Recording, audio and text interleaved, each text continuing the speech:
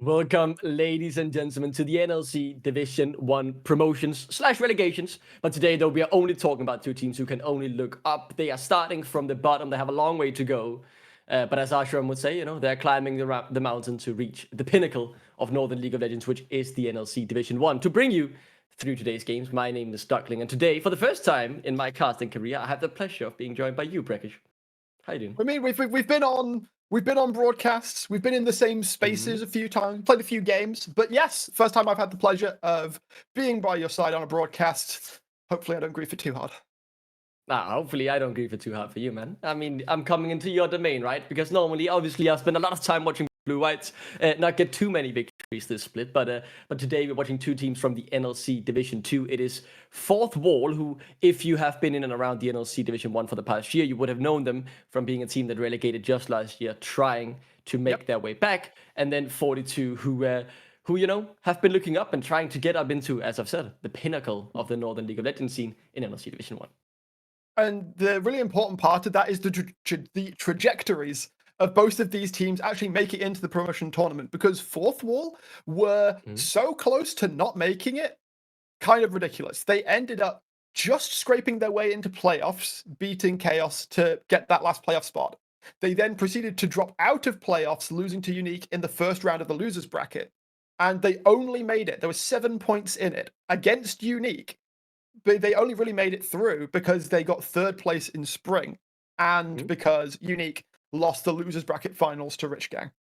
On the other side, 42 beat Rich Gang to knock them into the losers bracket, and were looking dominant all the way up to the grand finals, when all of a sudden Rich Gang just figured them out and 3-0'd them. And they obviously, right, the tournament, the whole format, very different. I don't know if we have a graphic actually we can show to just simplify it, right? But we had an upper bracket where we had Blue Whites versus Rich Gang, the winners of the NLC Division 2, and the team relegated from Division 1, you could say. In Blue Whites, they were fighting in the upper bracket. The winner then went into the upper bracket, or the now eventual final, while Blue Whites went down. So the winner of this best of 5 will be facing Blue Whites, and this is down on the loser side of the bracket, so it means win or lose. You have to either go home or continue in the tournament here today. Winner moves on, loser gets sent packing back into the Division 2. Obviously, not a bad place to be, but Division 1, clearly the more favorable division to find yourself in, where you can test yourself against the biggest teams. And, if things happen, you could be looking at an EMEA Masters run all of a sudden, right? Absolutely. I mean, obviously, Div 1 is where everyone wants to be. The question mark for me is, of course, it's been a while since we saw Fourth Wall play. Because they got knocked out so early in playoffs, they've had some time to cook on the back burner, where other teams not necessarily have been able to see them do their thing, which means that this team could come out playing some champions that we haven't seen from them in the regular season, in that singular series in playoffs. Whereas 42, they've had less time. They've played a bunch of series that Fourth Wall can comb through and try and look for weaknesses. Yeah, I think very much for Fourth Wall, right?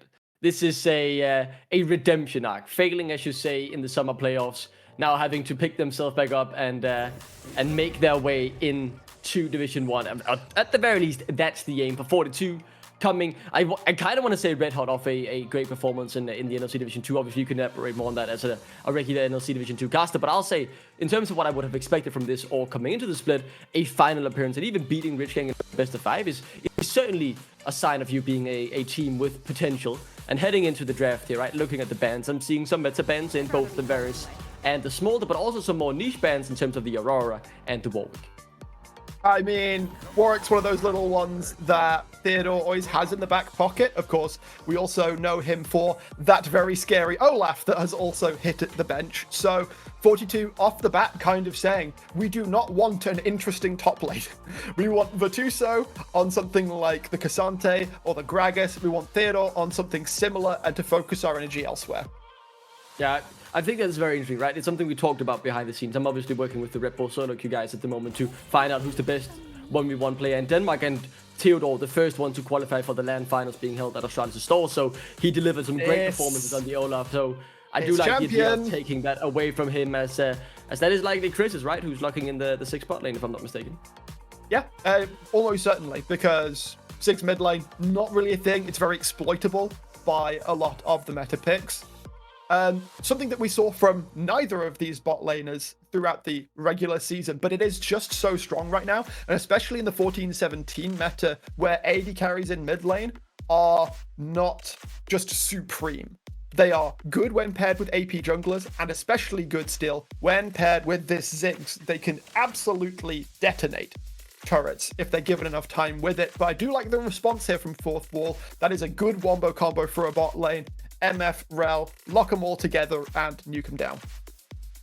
Yeah, I mean, it's a pretty simple combo, right? You can see exactly what you want, especially when you hit that level 6.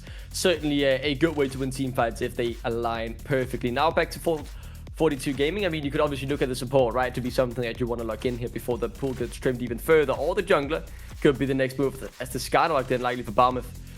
We've had obviously back in the time seen Skarner in top lane. I'm not sure that's still relevant in the meta though. Got buffed back up a little bit, but it's been a while since we've seen Skarner played. I think that there is a good amount of interest to it. There is a situation, of course, that if Vardags is a bit lazy with how he positions himself in these team fights, that BO5 could potentially flash forwards, grab them with the Impale, and look to win the fight that way. Rexat pulling out the pike did get a slight hit on 14-17, lost a little bit of armor, but this is saying a lot to me that they are happy that Chrissy is going to be relatively safe in this bot lane to just clear out waves, farm up, be useful. Meanwhile, this pike can potentially be activated elsewhere on the Rift. And also, this right here, this is just a wanted special. The wanted special of the Yone gets locked in, so that slips through draft. I mean, with what I've seen so far, would not be surprised to see more top laner champs removed here from the side of 42 Gaming. Even Fourth Wall trimming that pool, right? Both of those still being up in the air for both teams. And as we've already discussed just a tiny bit, Theodore, someone who likes just 1v1, and as you said, they don't want to make the top lane too interesting, so trying to remove these champions with that ability makes a lot of sense. But for 42 Gaming, it seems like with that jungler being locked in, they're happy to remove some of Bash's champions from the pool here by removing the Cathars. Yeah, get rid of more of those AP junglers. The fact that Brand and Zyra are still untouched, those were the champions that we saw Bash play the most of, and of course they're still good in this situation. You've already got an AD mid laner to pair with those. The question is, maybe 42 do want to consider putting Skarner into the top lane and potentially snap up one of those AP junglers for themselves. The Udyr, the final ban. Yeah. Okay, yeah, I like the flexibility we've got from the Skarner at least. Yeah, I mean, I think it is a good thing to keep, you know, as an open-ended, right? Maybe we could keep it put in the top lane if we feel like that's best suited for the matchup. I wouldn't be surprised to see Fourth Wall just keep the last pick on the top lane to give a good matchup into Theodore. So a jungler here, the most likely choice, right? And for Vardax, really lucky, and then for Bash. The pool obviously trimmed a bit, but the Moon were left open. Yeah, I mean, that would feel weird to have watched a year ago, but has found its way into the meta, and I mean, it has looked kind of strong. I mean, Vardax is going to be really, really comfy with that combo. Like, Curse the Sword but Sad Bullet Time has been in the game as long as he has. For anyone who doesn't remember, Vardax used to play for Unicorns of Love in the EU LCS back in 2014/2015. Like, this man's been around a while. He's been around for more than a while. That's the Cassante locked in. Yep. Never surprised to see that locked in the top lane. So yeah, no surprises there. But I should say, yeah, the Curse of the Sad Bullet Time, we called it. Or whatever. Yeah, I mean, it's a combo that's been around for generations. It's like Curse Time, Bullet Curse. Like, I think that we can workshop this throughout the game. Yeah, we can work on that, and you know, regardless, a very strong combo, especially when you throw the Magma Storm of the Rel on top. But the Sire locked in. Actually putting the Ziggs mid. Okay, so yeah. Is there a world where you play Xayah mid here? That seems very weird. Surely not. Because if one tries to go forwards and you're not level 6, you just die. Let's see though what Theodore will lock in. That's something that I'm very much looking forward to. Spent a lot of time watching this guy in the 1v1s just a weekend ago. Where's Ashram? Where is Ashram when we need him? Ashram needs to be summoned. You can probably hear it all the way from Portugal right now. It's a roar of approval from him coming through the entirety of Europe as Theodore logs in that pantheon. Theodore obviously someone who also has a tiny bit of NLC Division 1 experience, being subbed in for DMG Gaming throughout the split when needed to, before he then left to join Fourth Wall as NLC Division 2 was about to commence. Has played a lot in the Danish National League as well, and obviously done well there. Played at the NLC RPS. It's someone who, despite me not having been as up to date on my regional or national league, it's a name that I just can't forget now because I've seen him so much around the block, and his improvement has only been positive and locking in this Pantheon. Seems like he wants to take that into Virtuoso and show him what he can do. Love to see it. Just take the fight to the opponent. And what we were seeing there, it does look like JJ is actually the one taking the Xayah. So positioning is going to be incredibly important, because if Wantage is able to get a good trade pre-6, then that's going to be a very awkward situation for JJ. And he basically is just going to have to cry and hope that Baumif comes in to bail him out. Of course, if he does position well, is able to dodge away from the Q3 on the Mortal Steel, then you're going to be able to trade back very, very well. You know exactly where the Soul Unbound is going to be set up. So if you can set up feathers for that situation, land a route onto him, then you may be able to trade very positively. But it's definitely not something we've seen in the mid lane for a while. If my pal Luna were here, I'm sure she'd have words for it. Yeah, let's see how this plays out in game. Certainly exciting. I think it's very clear, right? If we are to draw a line in the sense of who is the favorite coming into it, it has to be 42, right? We don't know much about fourth one and what has happened since their disappointing playoff, but like with recent success, everything is saying this should be a 42 gaming series. But I mean, a best of 5 normally tends to live its own life. Unless it's Fnatic G2, then it's always G2 who wins. But you know, here things can happen. Yeah, though I mean, I still favor 42. I should say that, despite the playing devil's advocate there, that I do still think that 42 rightly should be favored. I still think, because they are quite a high variance team at times, that they may well drop the ball. And so I would probably predict a 3-1. But this draft, at least, looks to me like a pretty comfortable 42 game. Fourth Wall have certainly got a good amount of comfort as well. And I'm very interested to see if Theodore can really start to exploit Virtuoso in the top side, because that could really upset the apple cart. And potentially we are coming back to this with Fourth Wall being the one starting to get that momentum going early. Yeah, a lot of momentum, right, in a best of 5. If you get that first game, the snowball is rolling, and maybe you can make it roll into a 3-0 clean sweep, or, it's always an interesting thing to follow. Yeah, I mean, it's one of the things that I really like about a best of 5, right? You get to see the mental game as well. It starts to take a bigger place compared to a best of 1, where sometimes it feels like in the NLC, it can be decided by cheese or someone who has just outdrafted the opponent, where here it really feels like mano a mano. Over 5 games, you will have we'll have the best team come out. And so we have been told it is Xayah mid, as Crisis is just, I mean, I guess we need to move it around again. Yeah, it is Xayah mid. Surely, right? Okay. I mean, okay. Historically speaking, JJ has been the mid. Just okay. I'm going to assume that's some sort of gentleman's agreement set up beforehand. We'll have to see how. I mean, I'll be looking with great interest to how this early game in the mid lane goes down, for the reasons that we talked about in draft. But this first game is really, really important, Duckling, purely because if you lose, you're done. You're back in Div 2, egg on your face, potentially looking a bit silly. If you win, you obviously still have that mountain, as you said before, to climb. You've still got to face Blue Whites on Friday. If you win that, you've still got to face Rich Gang next Monday. Meanwhile, I guess a trade here. Not much to come of it, but I wholeheartedly agree, right? And one of the things that I think can't be underestimated when you're in this situation, obviously losing right now sucks. Your year is just over and you're out. But if you win, yes, you still have to climb the mountain, but the momentum you're gaining from having this lower bracket run, I like it. I think it's more than you realize. We see teams come in as an underdog, and if they get their snowball rolling, they get their game together, they just start steamrolling teams who are coming in like Blue Whites without momentum, because they've just lost the best of 5, and you're coming in red hot after potentially sweeping your opponents here today 3-0, right? So these low bracket runs can certainly happen, but more on that later. I do want to mention this while we have the time. I don't assume too much, except for some poking will happen down in the bot lane. But I can't remember having casted a bot lane that has this much experience as Grayson and Vardax. Like, these are 2 absolute veterans of our scene.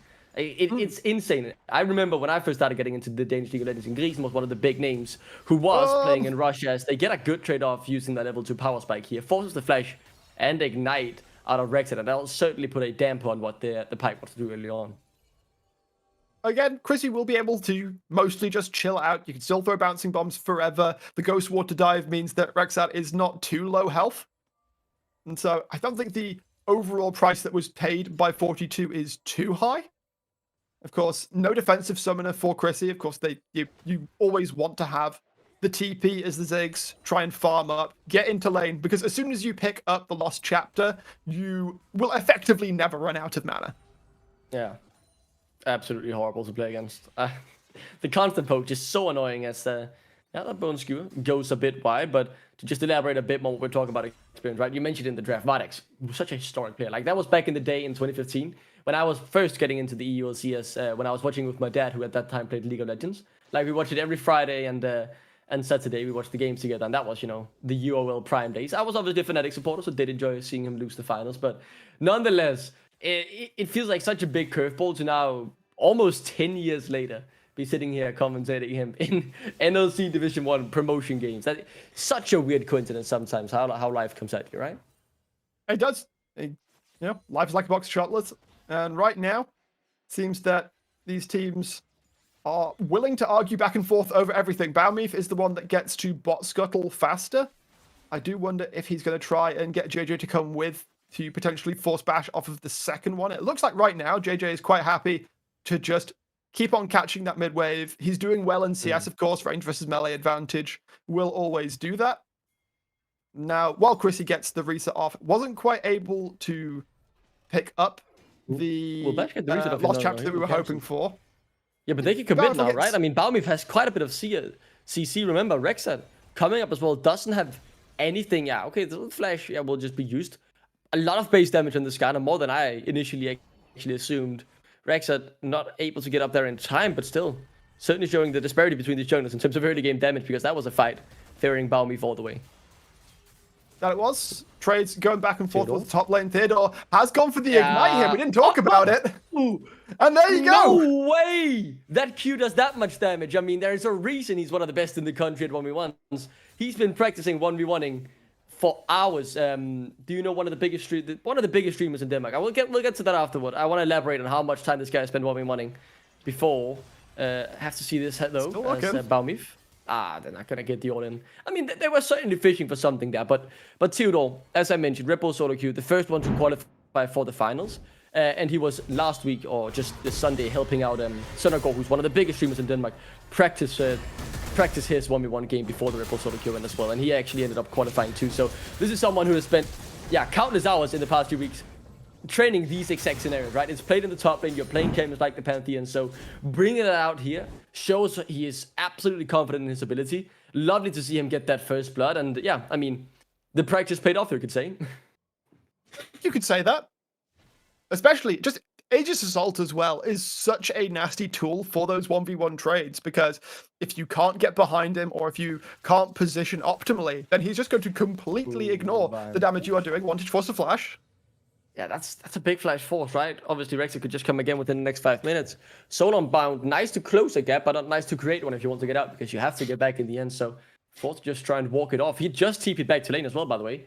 And JJ didn't do that. That's quite a big advantage all of a sudden. 2 sums to none. And this mid lane, this goalie that is likely already there, right? Just between the CS could look to grow. Theodore? Does he have another 1v1 in him? He might have. He's fancying especially when he's got the big Q available. Ooh, I mean, every time we look at the top lane now, we have to be on the edge of our seats to see if Theodore is going for it again. But in terms of neutral objectives, just a quick old trade. The Scott's going over to 42 Gaming, and fourth wall picking up the first trade.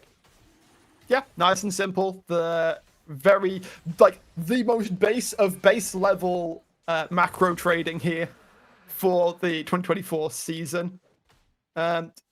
Obviously, now the important thing I'm looking towards to is 4 minutes time, of course, when the second set of grubs spawn. Because if fourth wall give those up, you are then playing into a 6 grub Ziggs. Yeah, that sounds horrible. Basically say goodbye to your towers if you ever lose pressure on the map. Yeah, I do agree. That will be important to like form. We'll keep our eyes on that as we progress towards that point. In terms of how the game has gone so far, though, smallly for fourth wall, mainly just up in the solo in the top lane. This Sire, you're now 10 CS ahead. You do have a TP advantage. Do you want to try and press the sleep mode, or like want to try and get Rexed up here to try and force something Vantage still without the flash? Obviously, the ultimate will help you get out of a sticky situation if you play it correctly. But I mean, feels like there's certainly a window to try and do something. Yeah, right now though, of course, objectives not necessarily available. So outside of looking for a cheeky little pick, then the teams can just consign themselves to, all right, we don't want to find these big skirmishes just yet. We're going to keep farming up, keep building up. Especially in this mid lane, we've already seeing JJ's got around a 20 CS advantage over Wantage, has got a curl in inventory as well. So if nothing happens in the mid lane, JJ is very happy. I mean, scaling up nicely, obviously. A kill would just be the icing on the cake, and this might be the opportunity. They're fishing for Vantage, and they catch him out. There is no way out of that one. Yup. The Fate Shield is used just as though what's about to happen to him as he gets taken down by JJ. Talk about a good situation getting better, because that kill and this plate will allow this side to start scaling and start really hitting like a truck sooner rather than later as Grisen. Yeah, try to stop it. Oh, in comes Theodore. Will be hurt. Theodore might have other ideas though. The damage of this Pantheon quite huge as Bash. It's the one to get the kill with the Curse of the Sad Mummy, not realizing the Pantheon coming in. I thought Grisen was ending a bit there, but I was the one mistaken. Turns out well. Gives his life across, but it's more than worth it here. The CC setup from 42, though, fantastic. Once you catch on to Wantage, I mean, Fate Shield was never going to get you out of there at that point. And Grisen, as you said, we didn't note the Pantheon moving across, and so this re-engage did look very, very suspicious. They were, I believe, able to get the plate. I would not call it worth, however, as they do have to give across the life of JJ in trade. Bash, of course, wasn't present for that fight, and so is able to simply get in with the bandage toss, pick up the kill with the Curse of the Sad Mummy. And we're back to a vague state of parity. Yeah, I think that's a pretty big thing, right, for 42 that the kill went over to Bash. Now, obviously, the Amumu will hurt, but I would have certainly feared if it was the Pantheon Theodore who got the kill. All of a sudden, this Pantheon would scale out of control, So, right? Because I think a lot of people underestimate. Really... I think a lot of people underestimate Mumu damage. We're already seeing the Fated Ashes. We are going to see Leandri's out of him. I don't want to say I underestimate the Amumu damage. It's more so, it's the better of the two options, right? Because Amumu can certainly hurt, especially with this AP mix build. But a Pantheon with another kill who's already 1-0 doing well in lane, that will certainly just be worse in my opinion. All of a sudden, JJ would be in huge trouble every single time the Pantheon showed up. Obviously, this just adds more dimension to the team comp, that this Amumu can also do some damage. But I think, yeah, subjectively speaking, I think this is a little bit better giving it over to the Amumu than the Pantheon. But maybe they'll try and shut down the Pantheon here, Theodore. Could be in, I don't want to say much trouble, as Rexit is looking for something. Does connect, but I don't know if they have the damage. Yeah, Theodore Meanwhile, able to walk it off, right? Yeah, I should say, let's keep our eyes on that instead. Yeah, oh my, just Cassante things for two. So, taking down Vardex. Yeah, that is just Cassante things. That is the perfect response. Sure, man. Go on. Bash, looking for JJ. No flash. Remember, the CC chain here could be massive. Curse of the Set Mummy available. Didn't see the cooldowns, but surely that is enough as the Soul Unbound secures the kill. Wantage now on the board. JJ looking good a few minutes ago, now in trouble, but this is a scary sight to behold if you're a fourth wall enjoyer. That is fifth Void Grub into the hands of 42 Gaming. They won't get the sixth, or will they? Will it be stolen? It got stolen away! Cheeky Zig. Ooh. That actually means a lot, because that's now 2 Void Mites every single time you hit onto the tower. Yes, production. This is Cassante thing. Do it to him, man. Flash for flash. Dude, Cassante, what am I looking at? Yeah, there's not really much Vardex is able to do about that in that situation. I mean, and it's the thing, right? Because the Tusu's obviously playing it well. Clearly he knows Cassante, but at the same time, it also feels like it's a bit just Cassante things. Like, I want to praise the player for making a nice play. I mean, he's catching out the AD carry, forcing both. So I'm still getting the solo kill. He's doing exactly what he's meant to. But it's on Cassante. Just feel like, yeah, man, Cassante, you can do that. Regardless. Is this like the ARAM thing where it doesn't count if it's Samira or Neela or anything like that? It's like, okay, grats, you got a pentakill. It's a bit like that, right? Yeah, it's a bit like, yeah, okay, you're playing Leona, Samira, and ARAM, get a grip. Of course you're going to get the pentakill. I mean, if the Leona was the one that got the penta, now we can start talking. It would be a different conversation. Theodore should be out in my hopes. Maybe I'm overshooting his survival chance a bit too much here, though, as they do want to make the play back returning. Yeah, that is the damage from the Amumu coming in. He will get taken down, though, as the ocean brings life. It's an ocean soul. Theodore able to get it out. A 1-for-1, another kill for the Pantheon. And who favors that? I guess it's kind of even. I like to see that Balmeath is still staying true to the Church of Skarna. Even though he's a jungler, he scales so well Oh, with the Theodore. Heartsteel. It looks like Chrissy is trying to bait Theodore in. I don't think he is rising to it, though. Instead, just going to try and defend the turret as best he can. But, of course, yeah, but this got to turret is deal with dead. those mites. Yeah, I mean, The Hex void Explosion dropped will it just come through here. That was Simple plates as on that that. turret. Plates on that turret. Jesus And they've still got a minute. Christ. They've still got a This minute was- worth of plate time Oh as my well. God. Rexat continuing to move through the jungle will get down that deep vision. This would be gross, man. This would be Theodore. absolutely gross when we get to the end of it. So, Credit yeah, to watch him this here, one more right? time. He survives for so long, is able to do a good amount of damage as well, so that when Bash comes in, the re-engage is enough to get that kill down onto Rexat. The fact that it is traded back for Bash isn't too bad considering the Drake has just gone down. It's not really anything that they were risking by him not being on the map. Yeah, it's, you know, with the Burgers already taken down, as you say, there was nothing really there to be fighting for. Small goal lead currently for 42 Gaming as our favorites coming into the series, which, if you just look over the players, I will say that is quite impressive, right? Because the names is on the side of Fourth Wall, but in terms of the results that has been delivered in this summer split, 42 Gaming, the stronger of these two teams. And I'm saying this obviously as an outsider coming in with a limited knowledge. So yeah, obviously I do know Div 2 big name caster. doesn't just mean success. Well, yeah. Go on. So Chrissy was our split MVP. On Whole granted, split he MVP. did not play any Ziggs. Yes, we had a whole like VT for him in the grand finals, and then he got 0-3'd. But he played throughout the split incredibly well. He was able to find his angles fantastically on traditional marksmen. As I said, I have not seen either of these carries throughout the regular or playoffs pick up the Ziggs. But as it's going right now, he's not been all singing, all dancing, bells and whistles, and he hasn't needed to be. He's already gotten the tower down. He is continuing to apply pressure on the map. He's getting up towards that Seraph's Embrace, of course, and now, with Herald onto the Rift, 42 are rather split up. Yeah, Chrissy, Chris Chrissy, called out. Chrissy! Yeah, that's a cast of Joseph I've ever seen can't one, be actually. there. That is 3 What? ultimates still invested, though. That's quite a price to pay, but the kill certainly secured. And brackets, that is, cast the curse in I mean, full effect, that's just man. Herald. That is crazy. Yeah, that is just Herald gone. You can't walk into a brush like that on a Ziggs. He flashes, he satchels, there's 2 bandage tosses. You're not getting away from that. And all of the tools underneath get dropped as well. And Fourth Wall, sure, they're down a K and a bit, but of course they have that potential gold now sat in Shelly. They can use her however they please. Right now, of course, none of the 42 turrets have taken much damage.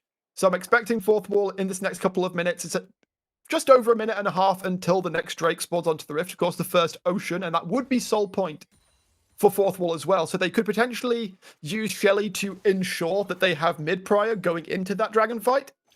Or alternatively, they could look for a pick, look for a fight ahead of it, and then try and turn Shelly into a destroyed turret after the fact.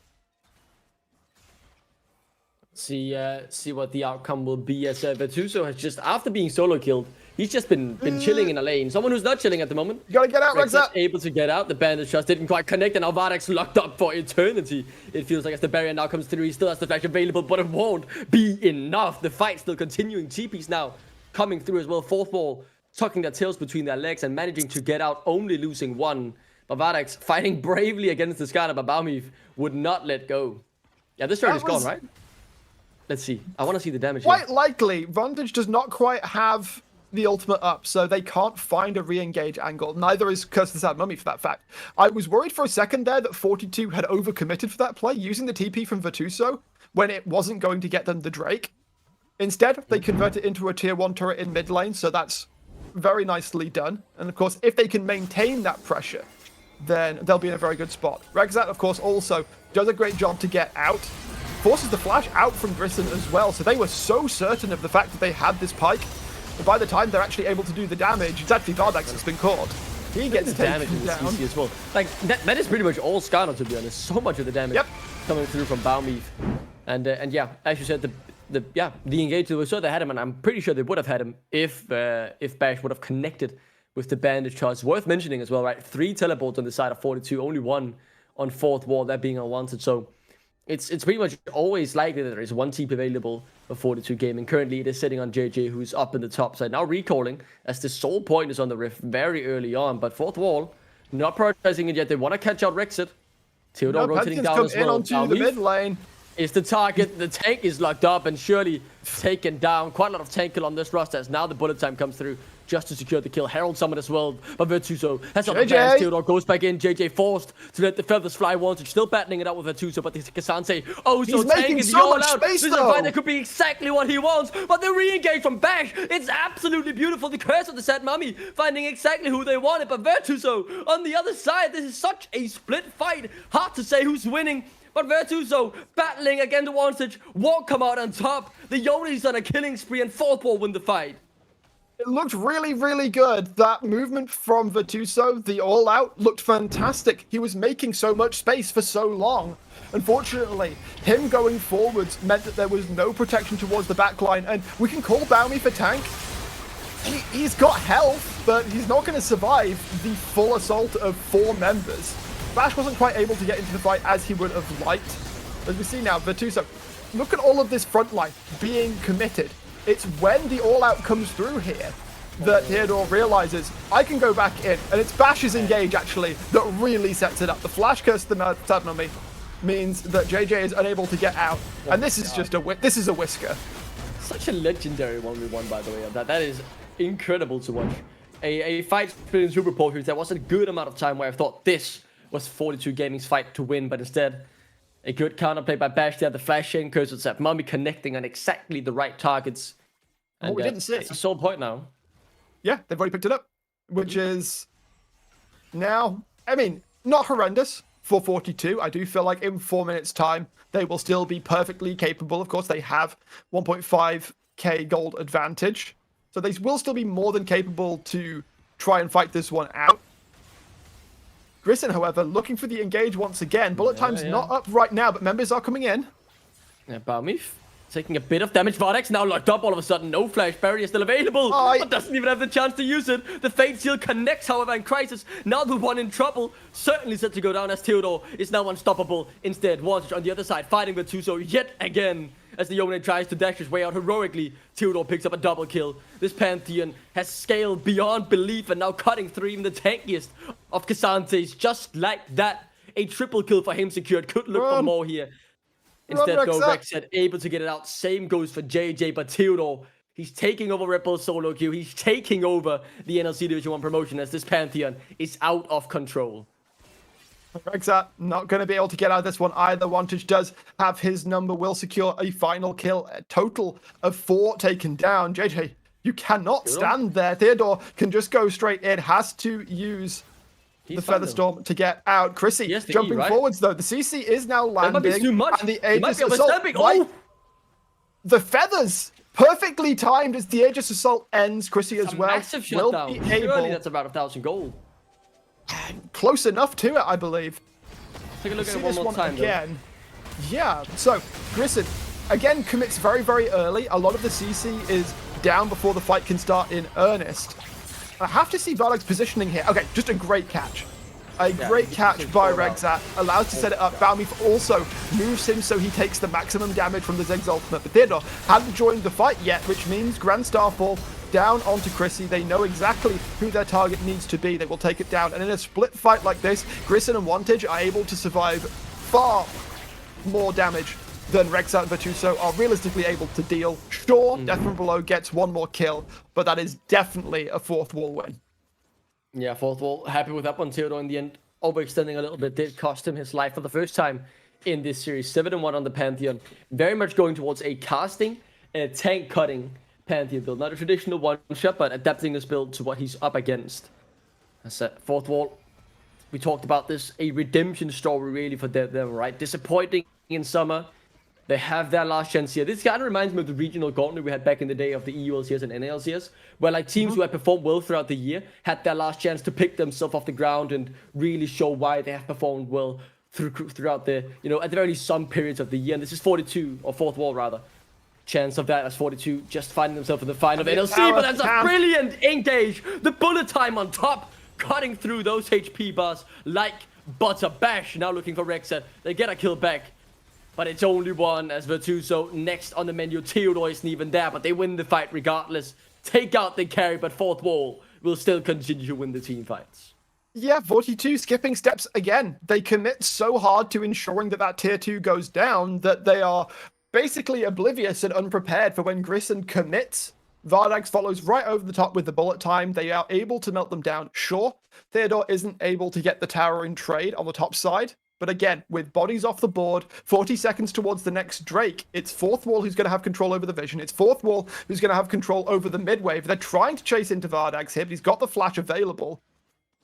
And right now, 42, they need to push out the wave. They need to make sure that Fourth Wall are forced to take resets or just forced out of the river so that they can place their own vision, be ready for this next Drake that, of course, if they don't get, will make life so much more difficult for them in fights that they're already losing. Yeah, and the soul up in 5 here, Breakers, will be absolutely massive. TP in from JJ as you just pushed out the top wave. Quick look at summon as well. Vardax has both of his. JJ has the flash. Ultimate obviously still available. So the Blade Caller can come through to try and stop a potential Theodore engage. Bash has the flash. We've seen him do it once. Could he do it again? The Curse of the Sap Mummy is there. Everything pretty much is up except for a few ultimates on Fourth Wall. And I'm pretty sure they want to delay until those are up because those are the big one combo tools. Instead, the Drake being cut down in an instant. 4th already. In goes Theodore and into the pit. A failed attempt at a steal from Bash. Now the fight though erupting as the Fate Seal comes through. Vantage looking for the support but can't find it. Theodore already deleted. 42 winning this fight pretty dominantly at the moment. But Bash still has the ultimate available, but with everything else used. Fourth Wall now trying to get out. 42 happy with what they got. More importantly, they stopped the soul from coming through. Yeah, Drake for Drake, and they get another kill down onto Theodore. The Grand Starfall was great in theory, but unfortunately, the positioning of Vatuso and Rexap made it so difficult for Fourth Wall to commit extra members to help Theodore out that he was effectively just stood there, and as soon as the Aegis Assault went down, he was a sitting duck. We're going to see this one again. Grissom, again, I feel like perhaps commits a little bit too early. If we can see the crash down into the pit, we might not have seen the situation. Baumif is actually the one that makes the big play, the space maker, into the Mega Inferno bomb of the Ziggs. And I'm kind of shocked that Vatuso gets out. They decide not to chase after the bandage toss doesn't land. And these fights, they're still knife edges every single time. That time 42 were able to get it. I think Bash was a whisker from being able to steal it. Yeah, we have a slight moment now to just zoom out and rethink our choices, right? The Baron, obviously the main target now, but I want to use this small window to talk about a player now on our screen. Grisen. Here's a little pop quiz for you, Brackish. What does that mean? God. Like, what does Grisen translate into? It's a Danish word. Barely getting out there. Do you want some clues? If I'm gonna tell you that Grisen translates to an animal, what animal do you think it translates into in English? See, I'm trying to math this out, but I don't know how much crossover. No, I mean, obviously there isn't any crossover. Let me make that clear. So, it's not like it's a giraffe or anything, as he's now caught out. I don't know. Yeah, let's see. Cast the curse again. When you're talking about him, he's caught out. No, he's his name directly translates to the pig. He is the pig. You know, the big pig on the farm. You know, oink oink. Those get that animal. Yep. Yeah, exactly. That's his name. That's the Baron. How is he not a Sejuani player? Has been caught. You've got a good point there. What I'm wondering now is Fourth Wall look to be giving this up. I mean, what? They're not getting in dice. They're taking the Baron. I mean, you could go for the 50-50. They can't do anything about it. Instead, they're getting caught out, though. Then just leave it if you don't want to contest it, guys. Instead, they're being torn to shreds here from 42 within a few minutes' time. They've flipped the game on its head. They've denied the soul. They've gained the Baron, that goal lead, now growing by the minute. Indecision is death for Fourth Wall. They try to step in. Wantage trying to get out with the Fate Seal. He will be able to escape for now, as the rest are now pushing up the mid lane. Tier 2 has fallen. Baumif, so much health in shielding. They can win. I think they can just play this one through. There's a bit of time until the respawns come through. I don't know if they can end, but they can absolutely put Fourth Wall's base into tatters. We're waiting mostly on Theodore there, I think. They're going to go for the TP from Crisis. I mean, TP, you mentioned it, right? 6 Void drops, 6 as well. These turrets are melting. Theodore hasn't even respawned. A phenomenal engage from Bash, however, to try and keep this game alive. It's falling to shreds for Fourth Wall, but they won't give up lightly. And now here comes Theodore. The goal is Crisis, and they will finally shut down the 6. They've lost the Nexus turret. They've lost pretty much everything, but they do not give up. They don't die yet. Virtuoso trying to get out, but a spear will find his back. Rexat just about able to... Hey, man.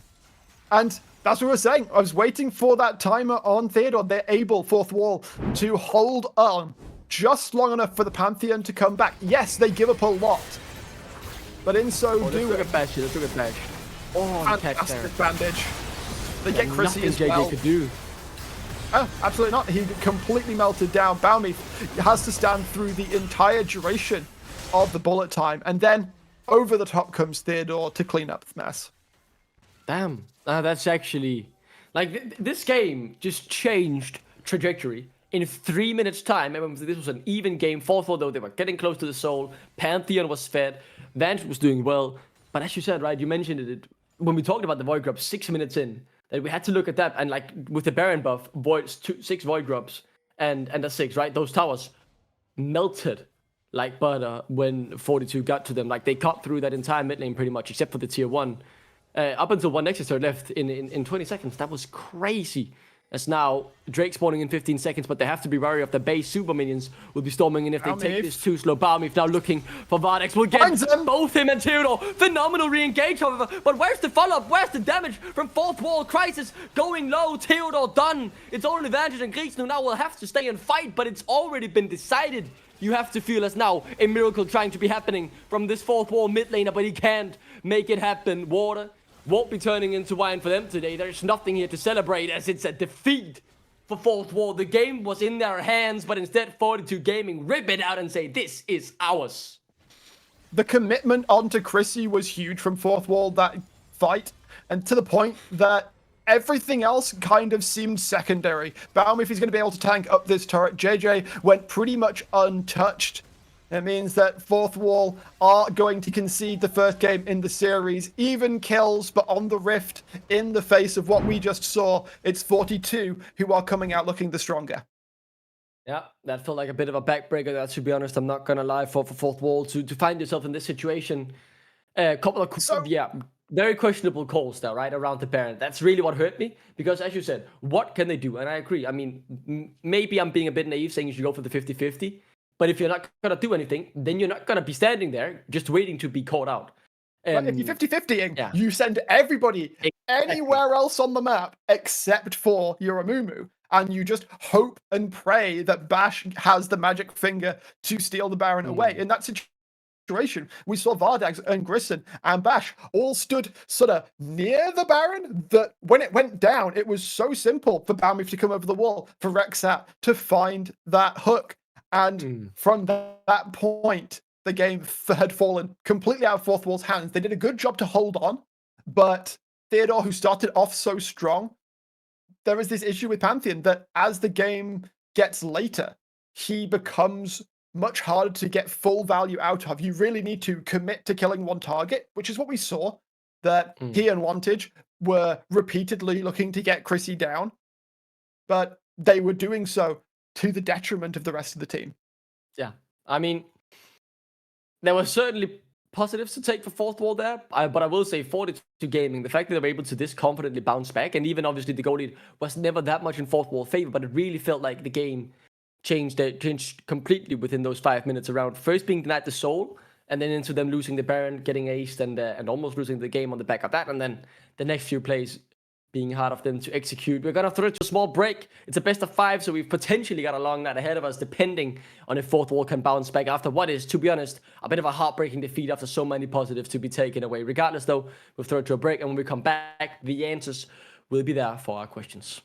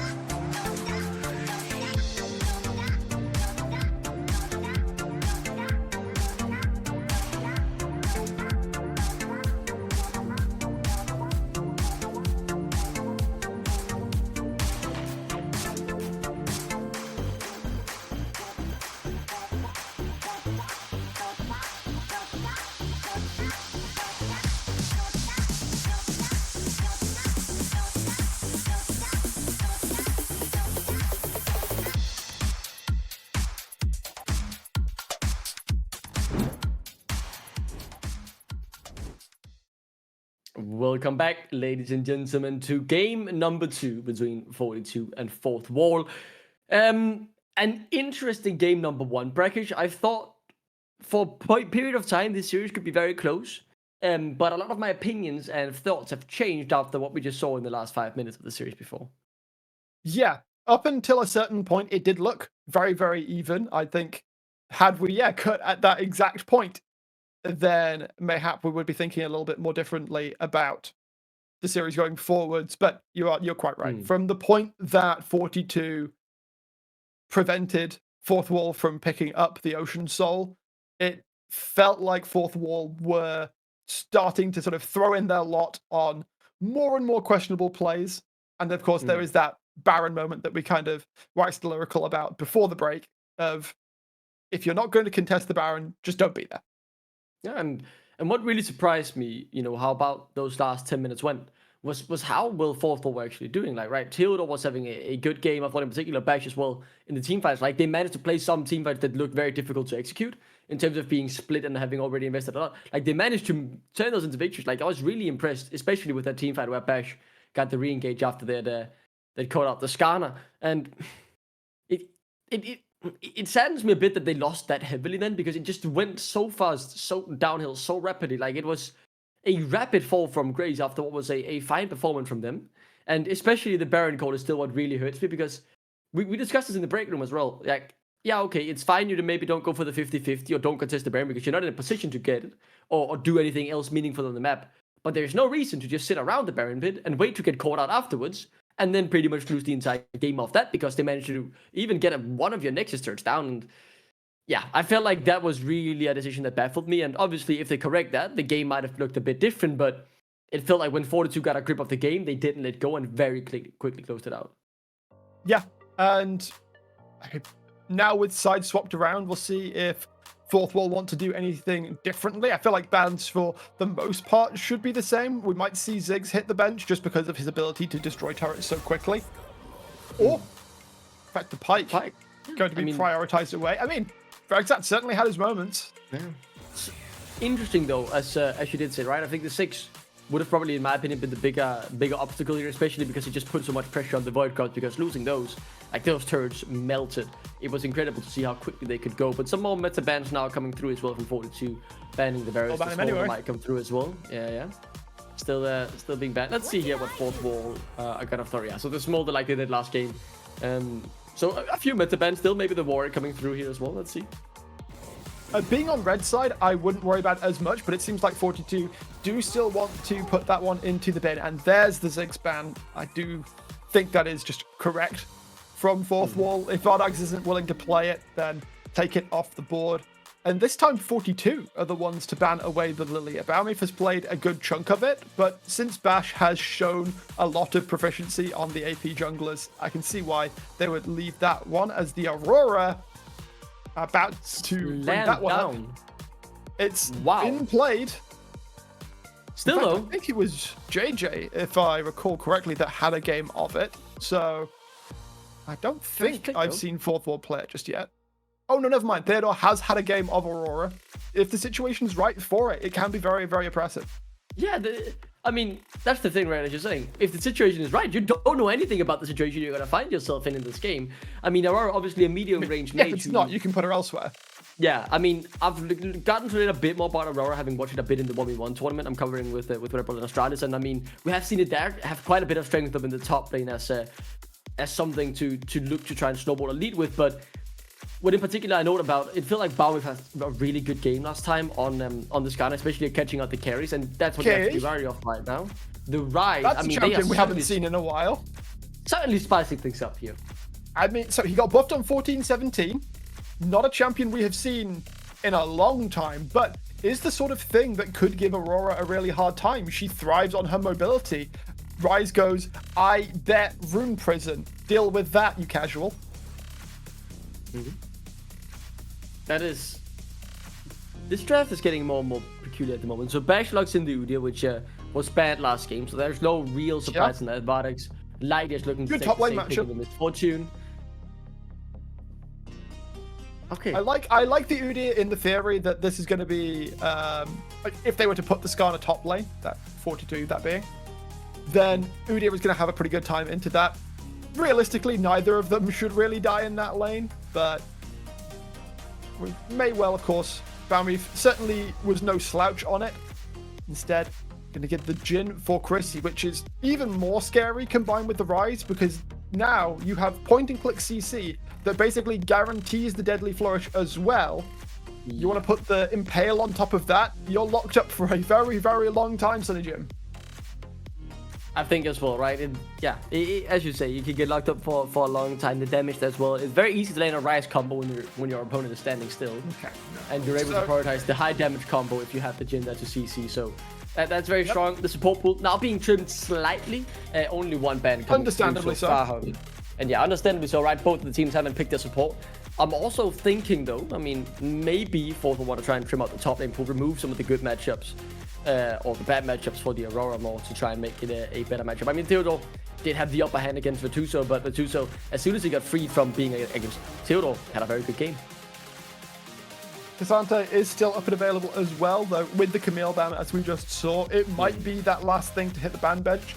I don't think it's bad here if 42 just want to take away another support, potentially lock something away, and then, yeah, if you were to lock away maybe the Rel or the Leona, then you could open up access to the Rakan. It does some similar things to the Python being so mobile, but of course those true full tanks do give him a bit of a hard time. Yeah, what I really find interesting, it felt like they didn't see a big problem with the Rel. I mean, banning 2 supports here, not banning the Rel that was just last game. Instead, Fourth Wall threw it on the ban port. Not what I expected, to be honest. It felt like Fourth Wall had more target on Virtuoso on the top side. So you could just lock Cassante here and leave your support for R5. But surely Alternatively, I wouldn't hate it, honestly, because Cassante can survive to pretty much anything, although the Rakan, as we said before, can be locked in. I certainly see your argument as well, right? But to me, it's very much as well the fact that so much of the support pool has been trimmed. You might just want to get on the board now that you have the chance, instead of giving what is left in the pool over as priority. But yeah, I mean, I think it might be... Did they do this? Theodore? I mean, knowledge of the top lane matchup, especially when you're against someone like Theodore, is going to be a pretty big thing, and it will be the Olaf. Okay. So, Aurora for Wantage, presumably, which means we now need to see Grissom lock in his support to go into the Rakan. Of the traditional tanks, I mean, the 3 main ones are already gone. You could just go Nautilus, maybe? Ooh, that's a little bit of an old school counter, but the Lissandra does have a pretty good time into the Rakan. You try and jump forward, Ring of Frost will lock him up, and you can put that boy into... Maybe you could just put him on ice. They are cooking here, man. This is a crazy turn of events. I like this quite a lot, in fact. It does mean there's also this situation where Vardags can effectively call the shots for bot lane at least. He can say, okay, I want to ult here, and Grissom can be like, all right, bet flash W. And then you can put a frozen tomb on top of I don't know why I like saying that so much, but put a frozen tomb on top of a key target. If they don't have cleanse, they ain't ever getting out. It's a right top lane. Okay, Virtuoso. Dude, this draft is getting crazier by the minute. We're getting wild here, and I am so here for it. Okay, I want to say, though, I think this top lane will be bloody, right? Theodore, as I've said, so much experience in the 1v1s recently. He played this Olaf when he was qualifying for the finals. Yeah. And, I mean, the thing about Theodore is, right, he won't play the conventional way. He won't be like, oh, I want to play for this spike, whatever. You don't expect it. All of a sudden, he's like, okay, I'm throwing down the gauntlet. And then he just sprints towards you. And you're like, I expected this to be level 6 and not level 2. Like, what are you doing? And, yeah, I mean, I want to keep my eyes over that, but... Ooh. Yeah, so level 2 is the interesting one, because Virtuoso can just go EW. And as if Theodore wants to go forwards at level 2, he can go... No. And just lock him up in the room prison, walk away. Presumably he's going to go phase rush as well. So you're going spell flux, rune prison, 1 auto attack, and you're out. Wow. That draft, Rakesh, just continues to be crazier and crazier. I did not expect that. The Rise top up against the Olaf. I thought it was the Aurora top lane. I'm going to be completely honest. When I saw that locked in, I thought, you know, Theodore's been cooking up. But talk about adaptation here from Fourth Wall, right? Pretty much changing out the whole draft, except for the AD carry for Vardags here, and quite clear they want to tweak some things to try and win the game. But yeah, I mean, 42 giving them a game. They've set up a great situation as well. Aurora ultimate. If you can't get out of that, you're stuck in the bullet time. Lysandra has good AoE CC. If you can't get out of it, you're stuck in the bullet time. Even Undertows are going to make it so, guess what? Walking out of the bullet time is going to be really difficult. Yeah. It looks very obnoxious to play against, or sounds very obnoxious. We'll find out if our theory crafting here will turn into the reality we see on the Rift as we are heading in. If draft's anything to go by, probably not. Dude, I don't even know what to expect for how this game will play out now. I mean, I'm just keeping my eyes and ears open to... I'm very sure I will be entertained from this game because, like, just look at what we're watching, man. What is going on? Oh, yeah. This is absolutely... Like, this is... If I've ever seen Gladiator in a draft, this is looking like one of those. Like, fun stuff is going to happen, no doubt. The question is, who pulls the trigger first? Who comes off the worst? Because if 42 can get the ball rolling early again, or in this game when they're already 1 up, then that could potentially be a nasty time. Bash actually started with the Wild and Claw on the queue.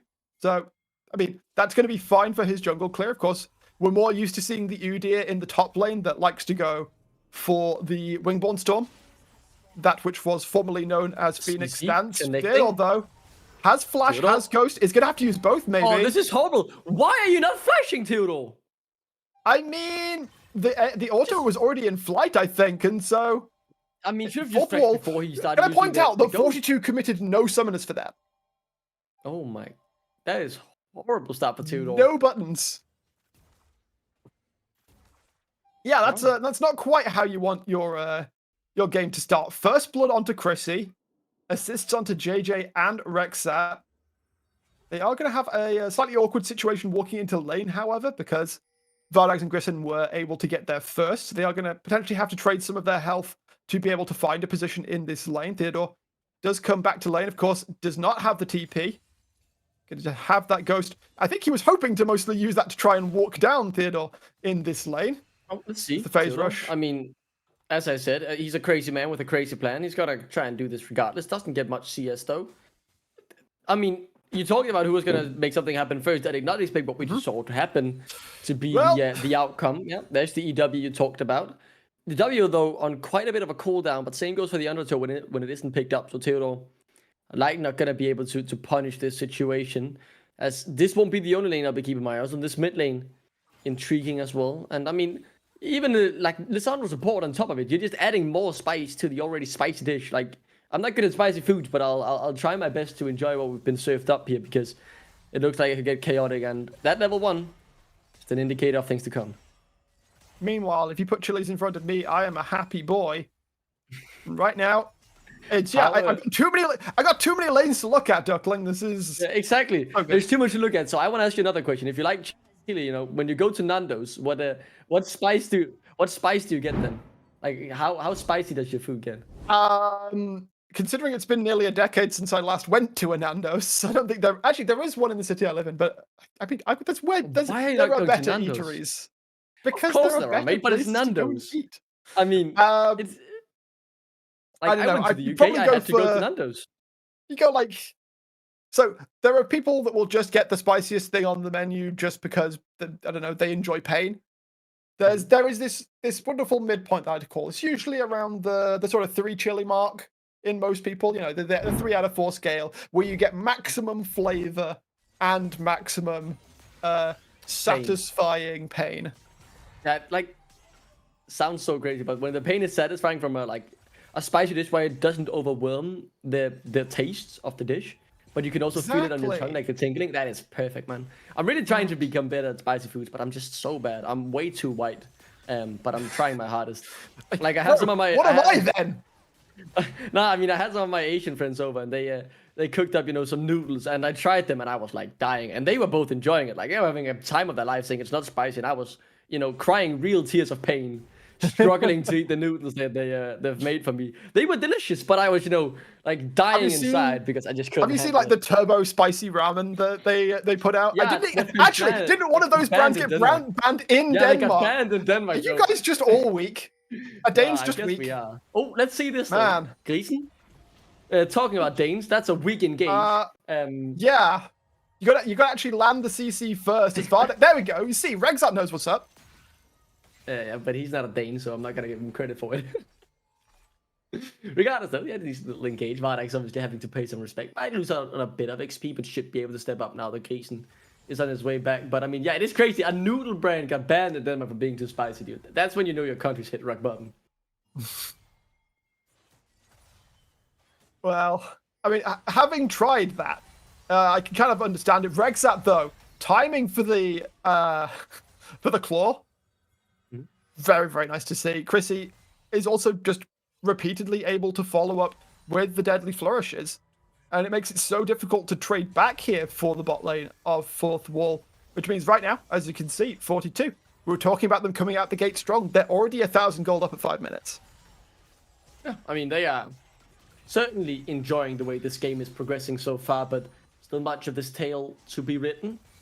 As we saw just what happened last game when a team had gotten first, but they did not end up winning the game. Theodore being on both sides of that coin, getting the first one in the first game, and being first blooded here in the second. But the level of chaos has slowed down from what I would have initially. I kind of want to say hope, but also feared in terms of would it be too hard to even keep up with. But so far, there hasn't been too much to look at. I guess maybe when the ultimates come through, do want to keep my eyes in the top lane. Like both have expended their flashes up there, and Theodore is now very very low. Like Virtuoso, sorry, has no mana, but could he still look for something here maybe? Potentially, but level 6s are going to be pretty close. In fact, Virtuoso has already hit it. And of course, his ultimate doesn't do anything in a combat sense. So right now, it's just for the best to let Theodore, limp on back to base, clear out this wave for yourself, get a reset of your own. You've got TP to work with. So you should be able to get back out of base with a tier and then some. In fact, it might just... I don't know what Rise builds these days. I could imagine it being the rower, as was classically the Rise item. It could be. It could be. I mean, Road of Ages obviously a good shout. What I want to say here, obviously, the sides have changed, but so has the priority on the first neutral objectives. It is the Void Drops going on to fourth wall this time around as 42 instead being the team to pick up the first Drake. So some changes have happened, but a slower affair this time around. Eyes on Vardax though. Yeah, he should be able to just walk it off. The Misfortune, incredibly strong. Should run a marathon with her strut there. It's a powerful one, you could say, in terms of movement speed, at the very least. Like posture-wise, that would absolutely ruin you, though. You walk a marathon. I think in general, like stance. a marathon would just ruin you. Like I think a marathon is just like it's not healthy for your body to run a marathon, but it's obviously crazy cool. Yeah, I actually I can't remember what it was, but I saw that somebody ran a marathon with very little / next to no. He's out. Yeah, the minions go with him. I still love that the minions go with. Bash let's with look the at angle this, towards though. top still. Oh, that's a phenomenal catch from Balmy, locking in the bot lane of fourth wall. Now Vardax He has flash. being hunted here. Yeah, does have the flash, I should say. Barrier used, able to step out of the fourth shot. Should just walk back to safety. But still, the dive is on the cards. Fourth shot. Oh, he flashed into it. Chrissy, you mad lad. Vardax. Oh, that's horrible. Okay, I'm gonna assume. Okay, this is the same player again. So Impale lands onto both of them. Great catch. Grissom is dead to rights. Vardax is doing everything he can here to try and thin out the wave, try and make sure that there are no minions left. Thankfully for 42, Balmeef is plenty tanky enough to hold onto the tower as they set that up. Vardax tries to flash the Deadly Flourish, but Chrissy has his number on that. And another fantastic setup for 42. They keep pushing their advantage. Chrissy now 3-0. This is what I was expecting to see out of our Div 2 MVP. Back onto a true blue carry.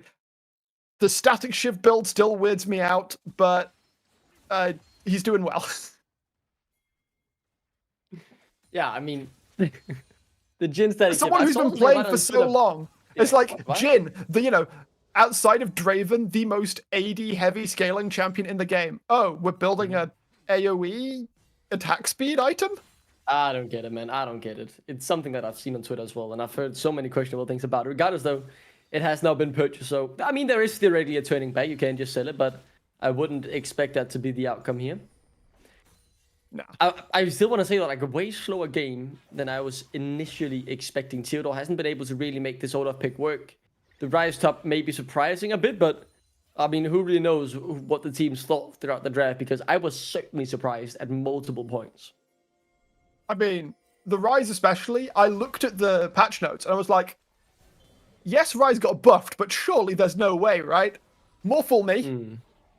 As the numbers did come through. I didn't check. I mean, I was so certain that we weren't going to see the Rise that I didn't even, like, really look at what changed for him. I mean, I've got no clue either what changed. I mean, it's Rise. I haven't seen this guy in the meta for years. It's like We I have see the it in the patch technology, notes don't and I worry. just... Oh, we have technology. We have the yeah, technology. You mean an update when you see it. I mean, so Lysandra, of course, also got buffed considerably. Q damage and the ult slow got buffed up. And, okay, so it's a little bit of extra damage on Q and a little bit lower cooldown on ultimate. Outside of hard lockdown, you're not really going to kill the Aurora. Not with her dashes, not with her invisibility, and of course, not with the flash available as well. Bash might be burning off a little bit more than he can chew here, though. Yeah, but able to make it work for now, as he's able to secure the Scuttless. Well, the Ghost was invested in that, though. But that the Awakened Storm, I mean, maybe okay. I will say, Void Grubs being up in a minute's time, maybe being why he prioritized it so highly. Once it's now locked up, should just get taken down. Fourth shot. Rampage. Something CC. Yeah, something. Jin has 4 kills. Haha, that's a funny joke. All 4 kills in the game. Maybe make it 5. No, Bash should just face tank this, so there's no way Gibson dies. But yeah, I mean, there's a reason this guy was MVP of the league. I can see. Absolutely, and he is putting his skills to great use. All 4 kills for the side of 42. In fact, all 4 kills in the game, Duckling, are on Chrissy right now. 42, they understood the assignment. They are playing towards it fantastically. Virtuoso is still maintaining this 15 CS advantage over Theodore. They're going to bully them out, make sure that the same thing that happened to Fourth Wall last game does not happen. They will deny that second set of grubs. Drake is coming up in another 5 seconds, so not really an angle for Bash to trade this one back through. It is looking... I mean, 42 are just... They're chilling at the moment. Yeah, I want to ask you, how did Fourth Wall pull this back? Because, I mean, with this draft, I'm not one that's going to be able to give you the answer. I mean, maybe you're able to put me in the right direction, but... I mean, are they praying for a wombo combo? Like, what? So a wombo combo would be great, but realistically, just let's keep it small. Kill Chrissy. They've got the means to do it. If Grissom can find an angle to drop down the ultimate on him, yes, that would force the cleanse, but then you can immediately re-CC with the Ring of Frost. JJ is just getting straight up on Vargas. There is no fun and games there as JJ then jumps back out. Yeah, JJ not standing on business here. Gonna try and clear out the wave. Has to flash away from Grissom though. I mean, great timing. Grissom was throwing out the Frozen Tomb. Instead, it's Frozen Tomb and Doom for Barrier to feel like the bomb explodes. JJ Oh! not quite able to get out. This might be something where Fourth Wall can get it back. They're found to, should be 3 as well. But here comes Chris, his 4 kills in his back pocket as he's trying to chase down Gleason. The W, maybe still on cooldown. 4 shot comes through, that's 1. The next should be coming right up, Gleason. Hiding, but you can only hide for so long. The animal He has to. put back in its cage. Double kill. 6 kills now on this Jhin. Scaling, slowly but surely, out of control. I'm sure he's very unhappy to have more than 4. But JJ is able to absorb a lot of this pressure, is able to do a good amount of damage to the wave. It's Bash, I think, that heavily overcommits on towards Bounty. Vardags and Grissom are not able to get across. Bullet time also not positioned fantastically. It doesn't get the most damage out. And JJ forces a huge amount of committal out from the side of Fourth Wall. Vantage and Grissom losing so much health as Chrissy comes in that they're pretty much forced to turn straight back around. Your invisibility won't help when the auto is already in flight. He's not going to be able to get out of it that easily. Flash is available though. Now the phase rush doing its work. Theodore unable to chase him down. I mean, I don't like that. This is going from bad I to don't worse. like it. I don't like that Keystone Duckling. You ever played against a Garen? You ever tried to gank a Garen Duckling? Dude, my elo is too high to play against Garens. I just don't play that league. You don't see him much in ARAM, and that's all I'll tell you. Literally, he presses QE and then light speed goes away from you. Yeah, just like Lightning McQueen right by your side, right? Bro. Surely you can run it then. Aight, bro. I am speed. Aight, bro. Let me get this kill, man. Alright, man, let me get this kill. No troubles. As Keaton goes too far forward here. Bash coming in, though. I don't want to say it's over. This might be where they could get something because it feels like 1 kill was on the books, but instead no. Turned around on their head again. Oh, no, JJ now looking for the kill, but he gets taken down. It's a flip-flop back and forth, and it's Fourth Wall, who surprisingly come out on top. I mean, the game feels so much in 42's control that just Fourth Wall getting something is a positive. Absolutely, and now they've got to be able to shove in this mid lane. Chrissy doesn't have any mana, should be able to catch the wave just fine. But it does give a bit of breathing room. Does give a second for Fourth Wall to get the resets off, reassess their position in the game. Obviously, second rate did go down to 42, but it's 4 minutes till that comes up next. Shelly is going to be what all eyes are on. Right now, I mean, they're still 3k down. Let's not forget that. When they're trading, if they're trading evenly, that is a boon for Fourth Wall. A big change I just noticed across the map though is Chris has just got his IE. That second item certainly adding more damage. This is the Jhin we know. That's really gonna add some more punch to the Jhin. But the thing that I'm struggling to understand at this moment, right? It very much feels like Fourth will have to expend so much to just get 1 kill over the line. Like they really lack in damage, which is surprising with what they've built and how their team is looking. Crisis now the target, and if they can get him, that would be absolutely massive. He has no flank, he has no way out. He's gonna go down. That's a phenomenal shutdown into the hands of Vardags. Can they get even more here? That's just what Fourth Wall needed. And Aurora. There's no flash available on the Jhin, no dashes, no blinks to be able to get out when you're trapped between worlds. That means he will fall. Big shutdown being picked up by the side of Fourth Wall. Shelly will go down to boot. So this gold lead starting to look a whole lot smaller. Yeah, the gold lead shrinking a bit. JJ chilling down the bot side. Vantage might be in trouble here. Forced to flash. Big cooldown to burn as Rexit able to just pay a visit there with the Gleaming Quill. The tower will go down with the help of the 3 Void Grubs they got earlier. The Herald into the pockets now of Bash.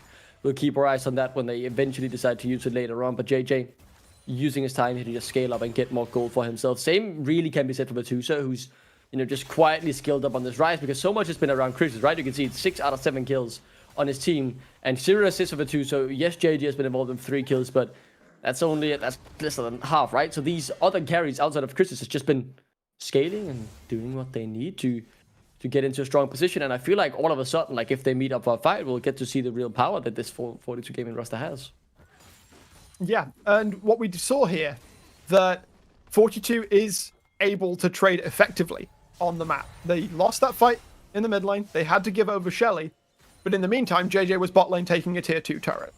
And this is why the advantage has not actually shifted back all that much yet for Fourth Wall. They need to keep finding these fights. They need to keep finding these catches. Of course, Chrissy has the cleanse, but it's not going to do anything about this Aurora ultimate. We need to be seeing situations where the entire map, or at least wherever Chrissy is going to be, is lit up, so Wantage can't find angles like this. Yeah, here Chrissy in trouble. How can he get out of the cleanse? It's good. Is he good enough to create the space? Oh, he's so fast. Survives for ages as Vardex dies in the meantime to JJ's visit.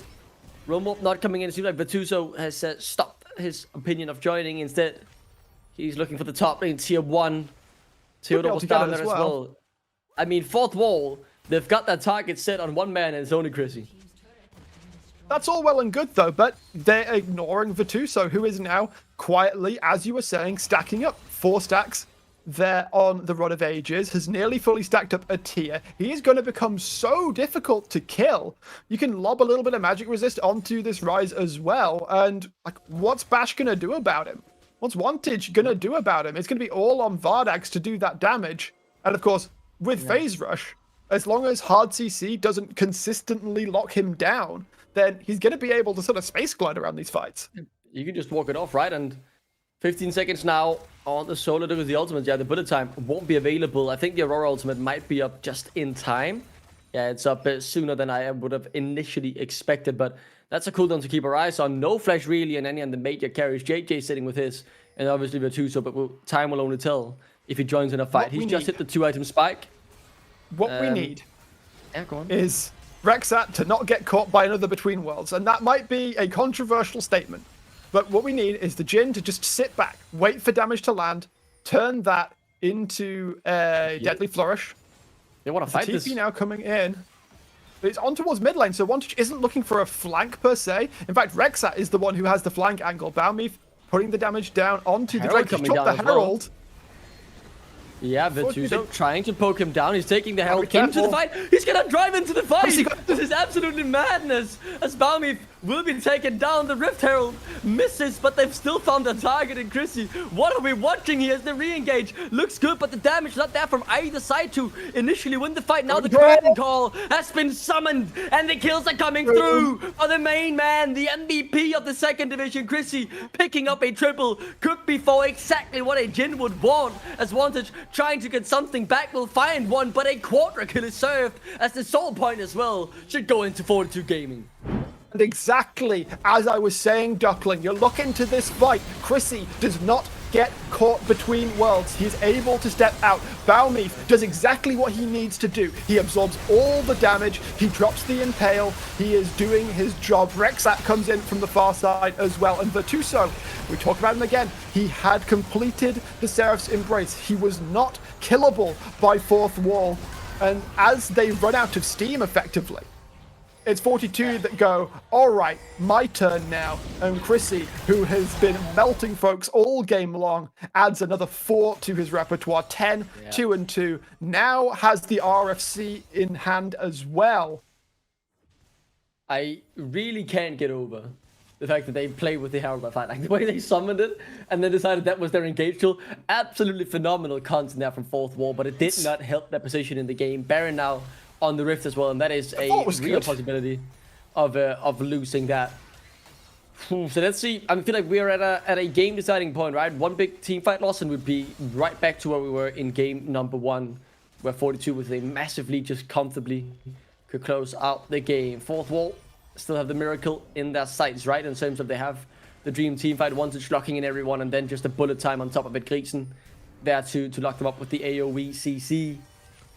Man, the damage, full item difference between these AD carries, with the Infinity Edge being there as well. Baumif for now looking for the engage. Theodore being hurt quite a bit. That's a good ultimate though. They find Chris, who doesn't have the ultimate, or not the ultimate, the flash rather, still can't get out. However, now JJ has to carry the fight alongside Vatuso, and he can. He's really JJ trying. Suicides forward, but tries to jump out again. The resets. He lives enough actually to get him out. Mad Lad there for jumping in, making it a 1 for 2. Still in favor of fourth wall though, as they found the target they wanted. Investing some flashes, but it's worth it in the end. And I'm going to get tired of making this point. Wantage lands ultimate onto Chrissy, and fourth wall wins the fight. Funny how that works. I mean, For a second, I thought that 42 were doing their due diligence because Virtuoso was on the opposite side of the fight to Chrissy, was standing basically between Chrissy and Wantage. But then he goes to join up with the rest of the crew and just leaves the Jhin to be caught by this Aurora. Great work from JJ to get the kill and get back out. But that's still sort of struggling to find something back after they'd already lost 2. What I really want to say as well, right, is we're seeing the fact that there are now so many damage dealers on 42 have had the time to scale up.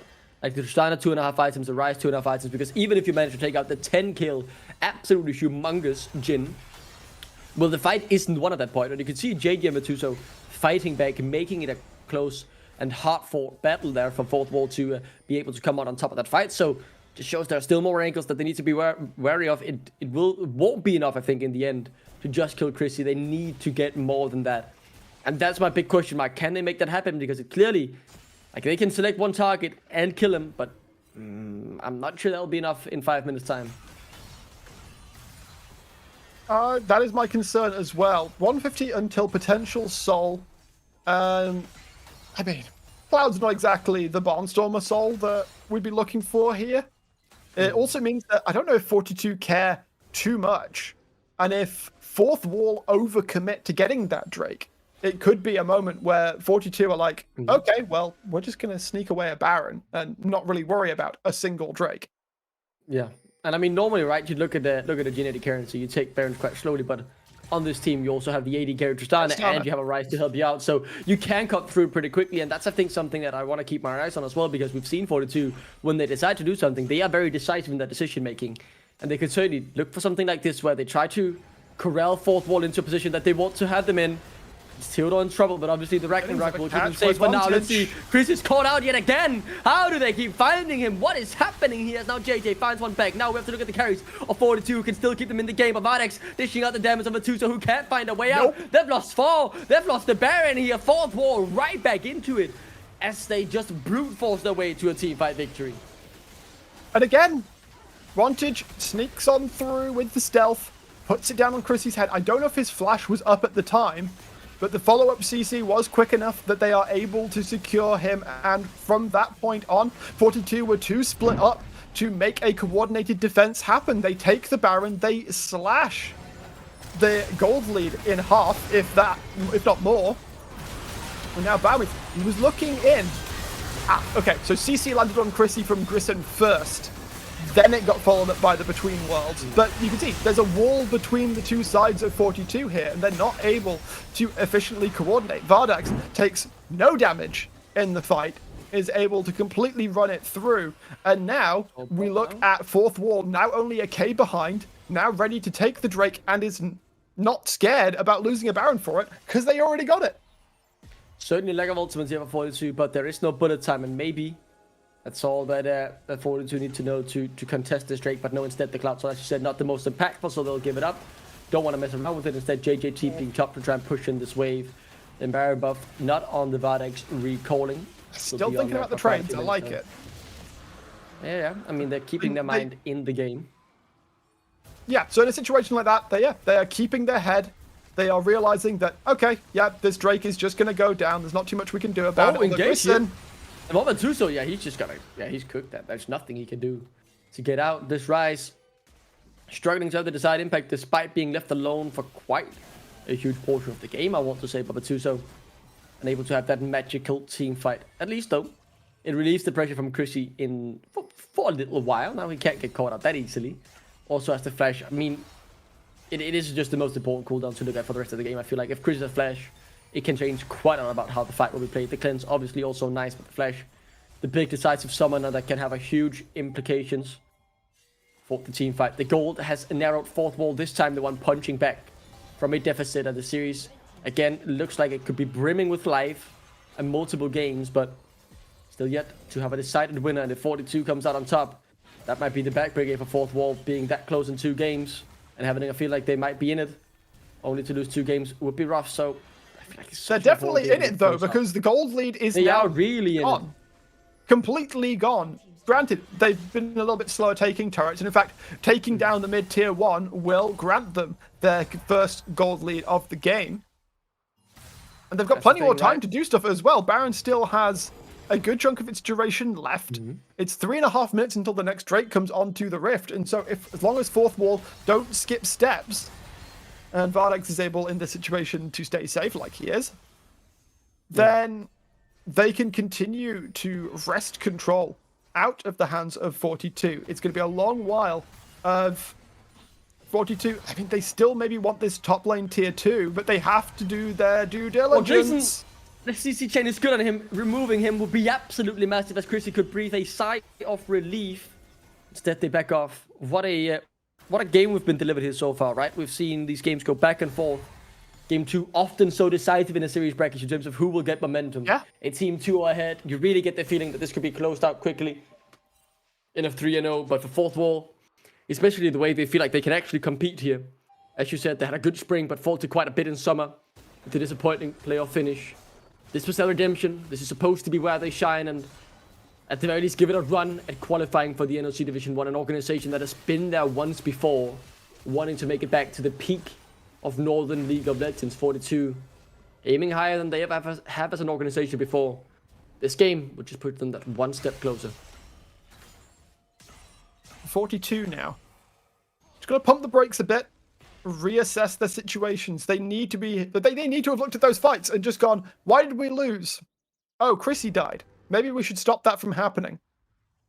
It really is. I know that Chrissy likes to play on those edges as you would expect of a split MVP. But when one piece of CC landing is just death for you, cleanse or not, then you just have to sit back. You have to be doing what Jhin can do. You can just sit there. You can wait for a deadly flourish onto a key target. You can throw out a curtain call to force Fourth Wall to move in a certain way. Oh, it misplaced. What happens now though? Baumif, they've caught Gleason, but can they kill him while the CC is there? Like, if they want the support, it's so much pressure gone. He's low.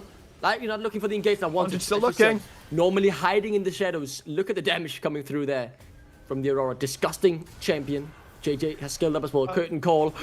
Not quite connected on Gleason. He just barely manages to take the claw. You could see it on the edge of your screen. Now Baumif fishing through the walls, unable to capture anything. This game, I mean, the tension is rising. There hasn't been a kill for a few minutes now, Brackish.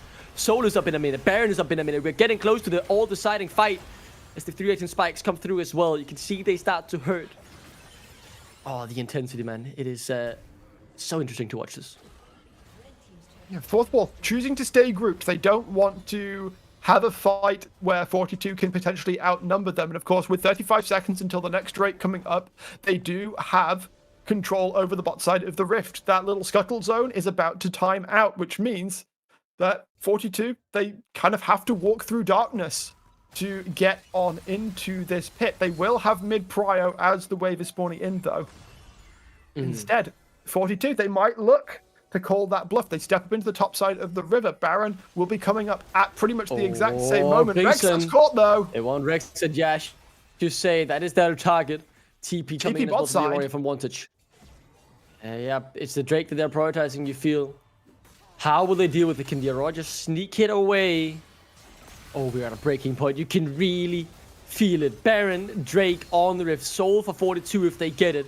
But Fourth Wall want to respond to whatever 42 decide. Their decision to go on the Baron has not been started, but they quickly back off despite good damage on it. It will reset back to full. Vatuso marking Wantage. This is what we need to see. If that Aurora is off vision for any moment, Chrissy cannot be allowed to step forward. And look at how far back he is. He is respecting the fact that they cannot see the Aurora, but Wantage still looking off to the side. Baumif going through the wall with Extel's edge. Look at the summoners across the board. Flashes available. So much waiting to be blown in this one fight. The gold, just 400 gold between these 500 now, but it swings. It is absolute micro difference there in the gold with both important neutrals up. They found Chrissy yet again. He's forced to use both summoners. He is running for now, but Theodore is on the chase. Rexet now trying to find the angle in the fight. He's out. As 42 have lost their jungler. Vantage has found Chrissy. Can he take him down? Not quite. Hasn't quite got the damage. And the damage isn't there. Oh! Chris Chrissy outplays it. That is absolutely mental. The AD carry still alive. This could be just what they've wanted. The mid laner, the one who's able to one-shot, gone for fourth wall. Such a decisive fight, balancing on a few slivers of HP of Chrissy, who's now turned his attention to the Drake. That will be the soul for 42. But the fight still erupting. Clearly, they don't want to know or let fourth wall know that this is going on. They prioritize pushing down the mid lane. We are balancing on a knife's edge here, Brackish. Did you see the HP between Chrissy dying and Vantage living? Pixels, Duckling. Insanity. I want to see that in a replay. Yeah, so I love this from 42. They push out the mid lane. They know that Chrissy is going to be more than happy taking the Drake on his own. I was so worried for a second there. We saw Grissom come and the cleanse out of Chrissy. He is able to flash away from the Between Worlds. Theodore chases, but then gives up. Chrissy stepping back forwards. Vantage knows that he needs to take out this Jhin. And it's so nearly there. The burn was coming through. Chrissy, I think, knew that he was dying. The healing coming through, I think, from just the minions dying. And is able to survive. Steal, dude. We're talking just long enough with the auto attack that heals him 33 HP. Barely enough to tank one more auto. Then he gets the auto off, heals 40 HP more. That is just enough to tank the other auto coming in. They now have the soul. That is absolutely insanity. The fact that he survives that. The Baron, though, still on the cards. And just look at the summoners blown in that last fight, man. So much used. They are fighting with table scraps, but they do not want to give up. The Baron still being started.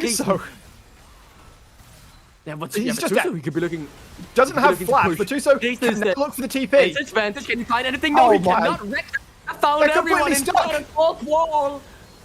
Have hit it again. They can't win this unless Theodore brings out the magic, but it's not happening today. 42 can be pushed and they can be shoved around with, but at the end of the day, they will punch back harder.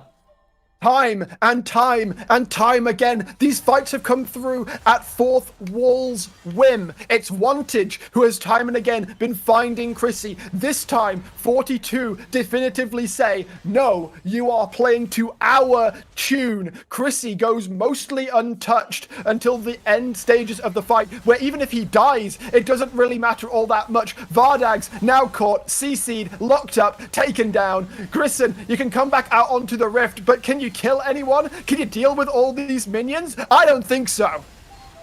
Doing a good job, but Chrissy's got one thing in his sights. It's the Nexus. It's the match point. And they're looking to try and advance through the NLC Div 1 promotion. A banger.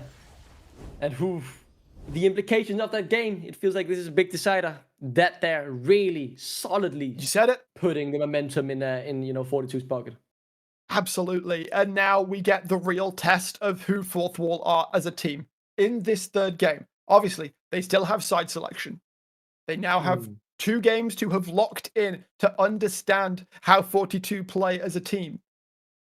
If they can leverage that information, there is every possibility that they could mount a reverse sweep. But yeah. I mean, when you're at the bottom of the mountain and the enemy team is already 2/3 the way up, and especially losing in that fashion, right? I think Wantage will be looking back at that fight. Like I almost want to see it again. I don't know if we can put it up right now, or maybe we'll look at it after the break. I want to see that fight again, and I just want to look at Chrissy. Because, as you say, where did the HP come from? He got 28 HP, which I think saved him from somewhere where I don't know. Maybe the minion dying or anything. And then the auto attack that he managed to get in just before Wantage, with the life that he had, barely just enough to survive. And the thing is, right, it's important that he survived there. Triumph is also something that I'm being mentioned. I hope we can take a look at it after the break, because I really want to get into the nitty-gritty of what exactly just happened there. Because pure insanity that he survives that. And yeah, 42 Gaming just one step away from advancing into the second round. And Fourth Wall, yeah, backs against the wall. Let's see if they can bring out the miracles right after this break. That is crazy, man.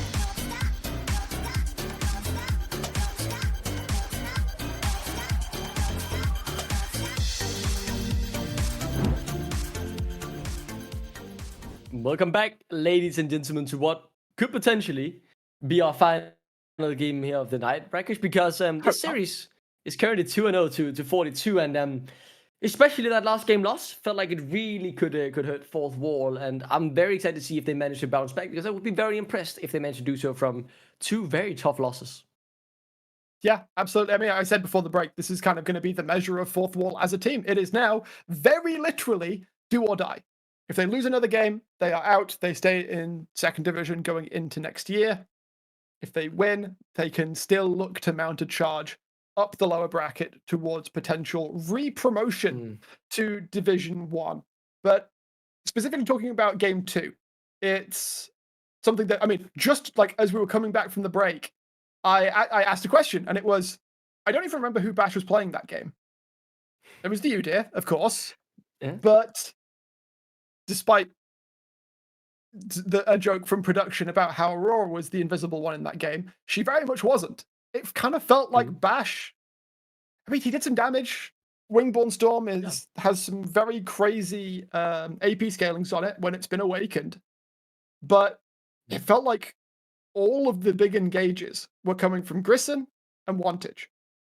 All of the catches on Chrissy, all of the fights from Fourth Wall that mattered were not being set up by Bash. And I need to see him on something that's going to be more of an active threat. Yeah, and I think it's a really good point of bringing it right, because looking at game number one, Bash was one of the standout players for Fourth Wall. His Amumu game was good. He found some good engages, three-man ultimates at multiple times, and obviously that's a really good sign. And I mean, while he did some damage, he didn't have the same use. I mean, imagine having an Amumu on top of what they already had in that game before, right? I think there would have been a lot of use for that. I don't know how far we are from getting into Grafton this time around, but I'm excited to see the adaptation from Fourth Wall, because as we discussed in game number 2, I mean, they certainly adapted after their first loss. I think this game number 2 went very different, right? It was 42 who was ahead, and then Fourth Wall clawing themselves back into it to then just lose it again. Whereas game 1 was a very different trajectory. So, I mean, both of these games have gone differently. The same thing being, though, that the outcome was in favor of 42. So Fourth Wall choose to stay on blue side for game 3. I don't hate it. I do think the composition they put together was good. Ban's looking quite similar right now, of course, in terms of order, not, but doesn't really matter terribly. In fact, I wouldn't be surprised to see a run back, at least on Bans. I do think that the Udyr needs to go. I do agree. But for the most part, the Skarner's okay, good. So the 6 I is do left like open. to see this. Do they maybe want to take themselves to try and flex this? I think 42 can kind of call their bluff. Like, Vardag's clearly didn't want it last game because they banned it.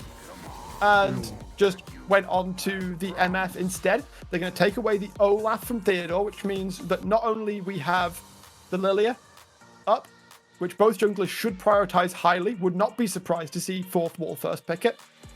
MF is up and available, and the Ziggs is up also.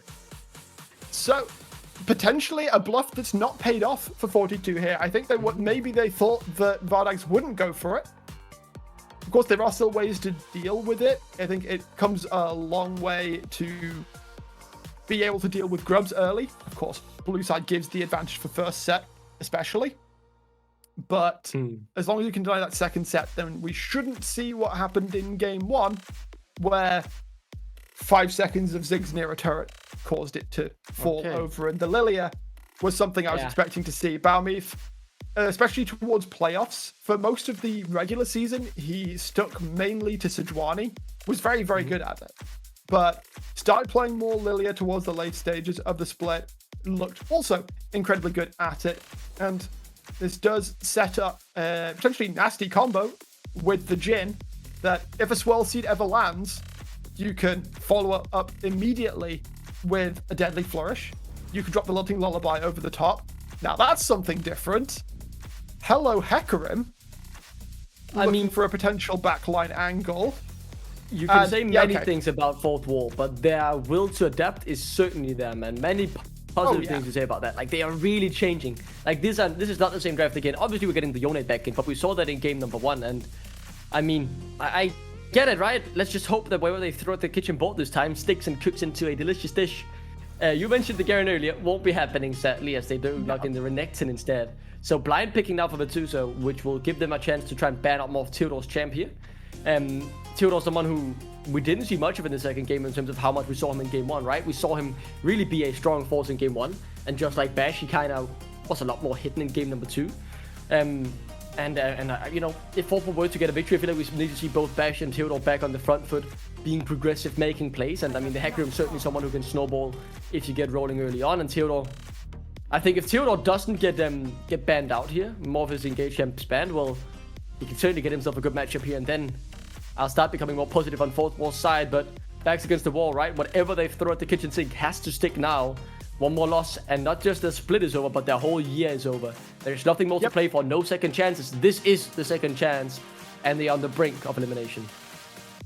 So, Aurora is still a potential option.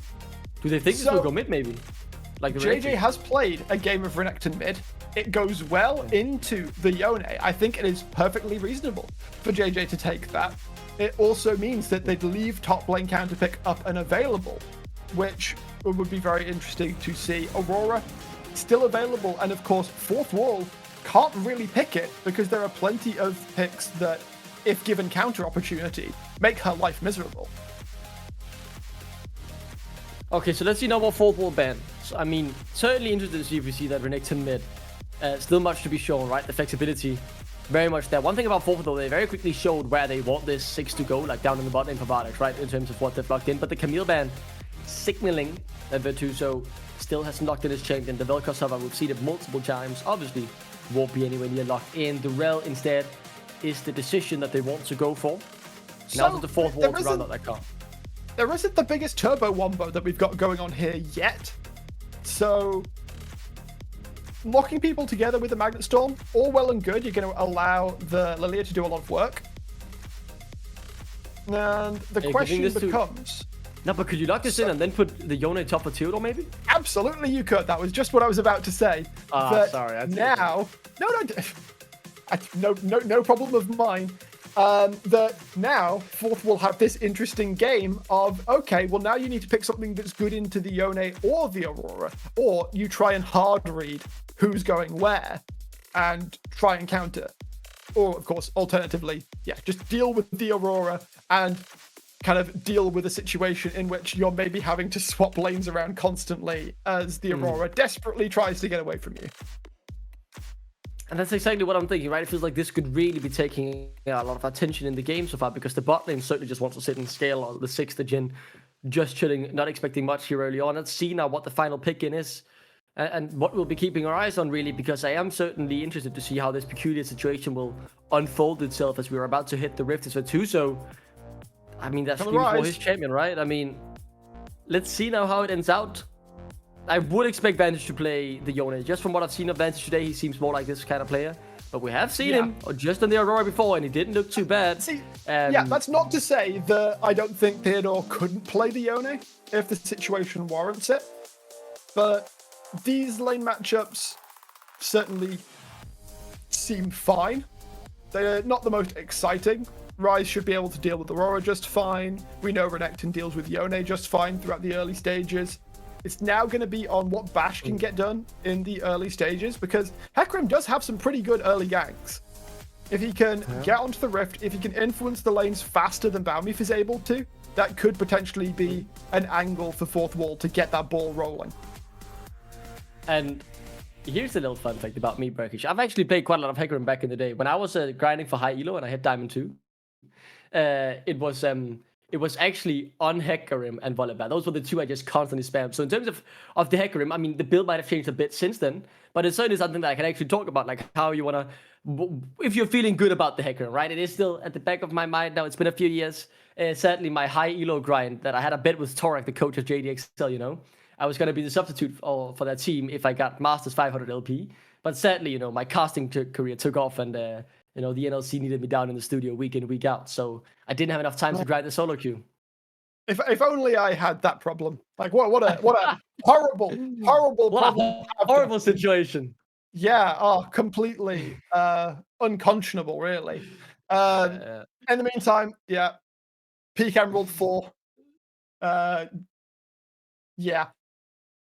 I think I like in context, or at least holistically, I like the Hecarim. I think it can do some very cool stuff. I think it's going to pair up quite nicely with the Aurora in terms of making Chrissy's life awkward, which we saw Wantage did a very good job of. If Theodore can do something similar in this game number 3, then Fourth Wall may well be able to begin to mount that comeback that they so desperately need to keep their run alive here in the first division promotion demotion. Yeah, so much to play for, right? Like the fact that your year ends here, if you lose, it's really heartbreaking to think about. Like this is the second chance, and if they don't take it, they're out, and a long way to go. Haven't even taken a step yet, and they might already be kicked to the curb and sent to the wayside as Fourth Wall. At the obvious pun, I've made it once before. Let's just make it twice for good measure, with their backs against the wall, and it is now that they have to show something. Their adaptation. We've said it. They are continuing to adapt to try and overcome what Fourth Wall are throwing at them, but so far the games have been close, but the victory hasn't really been in their sights. It's been there. It's been within vision a couple of times, but yeah, they do need to do something extra, something just that little bit different to make them, just to make that victory happen, really. For a second, I thought JJ and Vituso were actually going to swap over. Instead, they just meet up in the jungle, shake hands, like, all right, bro, have a good game. See you in about 10 minutes. As they will go back to their respective lanes. Do you think that... we might be looking... yeah, go on. I was just going to say that, trying to put the Renekton into the Aurora sounds like a terrible idea. So, happy with the lane assignments that we are seeing here. Chrissy taking a decent chunk of damage here, actually, as Grissom is going to be targeted. Yeah. I mean, the is obviously not that strong level 1, but Chrissy taking a lot of damage himself. The Fleet Footwork will, over time, help keep him safe, but Vardak's obviously happy with the 2 potions and the biscuit already being delivered there. But our eyes right now on the bot lane, but my head is also occupied with what we're seeing in the mid lane and top lane, right? We're talking about, will we see this massive movement between the lanes, trying to find the matchup that works best for your team, and how will that really pan out as JJ? Okay. Yep. We saw in game 1 as well. Okay. Got a push, left lane, got a ward down, so that they have perfect knowledge of exactly where Bash is at a given moment. He is clearing slightly faster than BO5 right now. Does mean that he might be able to show up and influence bot lane just that little bit sooner. But as long as 42 are aware of that fact, as JJ dices away from the Mortal Steel. It's not getting the greatest of Holding my trades here. breath here. I mean, good trade from Vantage. Knock up there as well. I mean, the Renekton not thriving as you might have expected in this matchup so far. But I mean, it's one good trade. You know, things will go back to balance eventually as a Vantage so far enjoying his time. That he is. 42 do have the slight push advantage in bottom lane, which, considering there's a Ziggs present, means that basically fourth wall of letting them have it. I think potentially to try and bait them in a bit. However, the ward set up in the tri-brush means that Bash not going to be able to get anything to happen here, and may actually lose out on the first scuttle crap, because BO5, of course, not trying to influence that lane, will get there first. I think he might have stolen taken that it. right, actually. I mean, the Does Hecarim, manage to get it. someone who JJ's likes extended trades. Never mind. Okay, this is a interesting situation. Seems Bash like they're just really out wants it. bot lane. This is an engage that they could commit to though. Yes, there's a flash on Griesen, but oh, it's enough. Chrissy has already used his flash. I didn't see when. Just now it seems Damage like is there, Vardex sidesteps the re-engage. The first blood secured by Rexed as Vardex falls. He has the TP to get back in. So many TPs in this game. 6 TPs on 6 out of 10 champions as BO5. Now looking for Bash. I mean, this is a fight that Bash could actually win. I don't know what BO5 is thinking here. The Hecarim very much likes to have his Q stack up. The Flash now forces well. The Ghost has popped Bash. Reads the situation well, but BO5 also playing it well in return, though. Could go down here. One more auto. As the soul was unbound, the kill was secured. Advantage. Happy with that one. JJ far too low to move out of mid lane to try and help. The healing is going to be enough to keep him alive in this lane, but really just needs to get a reset off, as Vantage is going to be so much stronger coming out of base after picking up that kill. Well, not so much a quiet game as we saw at the start of game 2, Duckling. Yeah, I mean, we've already had more kills than we had in the first 12 minutes, I think, of the game we had just before. Chrissy now in the mid lane. Seems like they want to make a surprise move here, as they likely expect Vantage to overextend. Never mind, they just showed their face, I guess. Regardless, though, does JJ still die? No, Griesen might be able to take him down. Again. Tried to get in. Dude, what are we watching anymore? Like, what is happening? Okay, Chrissy gets the kill on Griesen. Made in real time. Yeah, another TP bot lane to catch the wave. Actually brilliant, I guess. Okay. I did not notice that Chrissy had taken TP this game. Honestly, I love it. He does not feel particularly threatened by the Ziggs. Kill pressure is very, very reliant on Griesen landing a combo, really. And now Rexat comes back into bot lane. Vardex cannot step up to the wave. This is actually crazy, man. This is really, really interesting to watch as they move across the rift. Okay, so what's next now, right? I kind of want to predict the next move. Yes, there are neutral objectives on the map. Could see something there, but with the way this is progressing, anything can realistically happen. As standard trades. Okay. I mean, the standard trade does feel like it's something that they could go towards, although BO5 moving towards the top side. Maybe they try and catch Bash as he comes out towards the grubs. JJ was spotted, so they've got to know that BO5 is awaiting. JJ, not quite sure why he's engaging here. We'll take a bad trade. Oh, that is why he's engaging. Yeah, the friends have joined in for a bit of disappointment. You could say nothing really coming of it, but both supports rotating up shows a clear indication that the Void Grubs are the initial target. Bash so far hasn't been able to get what he wants from this Hecarim. Like a few kills would really just help accelerate him. He's not by any means behind, but these grouped up scenarios without the ultimate, not ideal for him as Theodore takes a bit of damage. 2 Void Grubs already killed. You've got a third here. Or could deny the third rather. Get the first or fourth wall. Assignment understood that by 42. We were talking about 6 grubs on a Ziggs and how you don't want that to happen. So 42, they commit numbers towards the top side of the map. They get 2 of the first 3 Void Grubs. Of course, they only now need to get 1 more to guarantee that there will be no Void Mites spawning. So we can look towards the bottom side now. Of course, neither of the junglers currently prioritizing the Drake because their second respawn, especially of their buffs, is coming through. JJ is okay. Oh, what's that? Oh, okay. So that's what happened. Now Rexit looking for Theodore. Trouble, though. The CC's there, but there is a flash, so Theodore should be able to get out. Here comes Bash. He could have really dreamt of this situation because it's exactly what our Hecarim wants, just running around in circles, cutting through the HP bars and the kill surely to be secured, misses. right? No, it doesn't. And now here's Baumif. What is going on in this game, man, as he gets taken down by Theodore? A little too hard. That, yeah, little bit of I think misunderstood situation there from BO5. Too many fourth wall members towards the top side of the rift, and will end up going down as a result. Of course, another fight towards the top side means that Drake will continue to go untaken. You know, this must be the most unwanted and infernal Drake has felt. Yeah. Ooh. If that Q had hit, that would have likely been a kill on Theodore. Instead, though, the recall successfully coming through as Vituso continuing to scale up on this rise, just like he did in game number 2. It's been an active one around the block, you could say. A lot has happened for both sides. Very even game still, just 9 minutes in. Not much to separate these two teams. And harkening back to that top lane fight, actually, I wonder if there was a bit of a miscommunication from Vituso and Rexat, because Vituso ults out, and that's the moment that Rexat went in.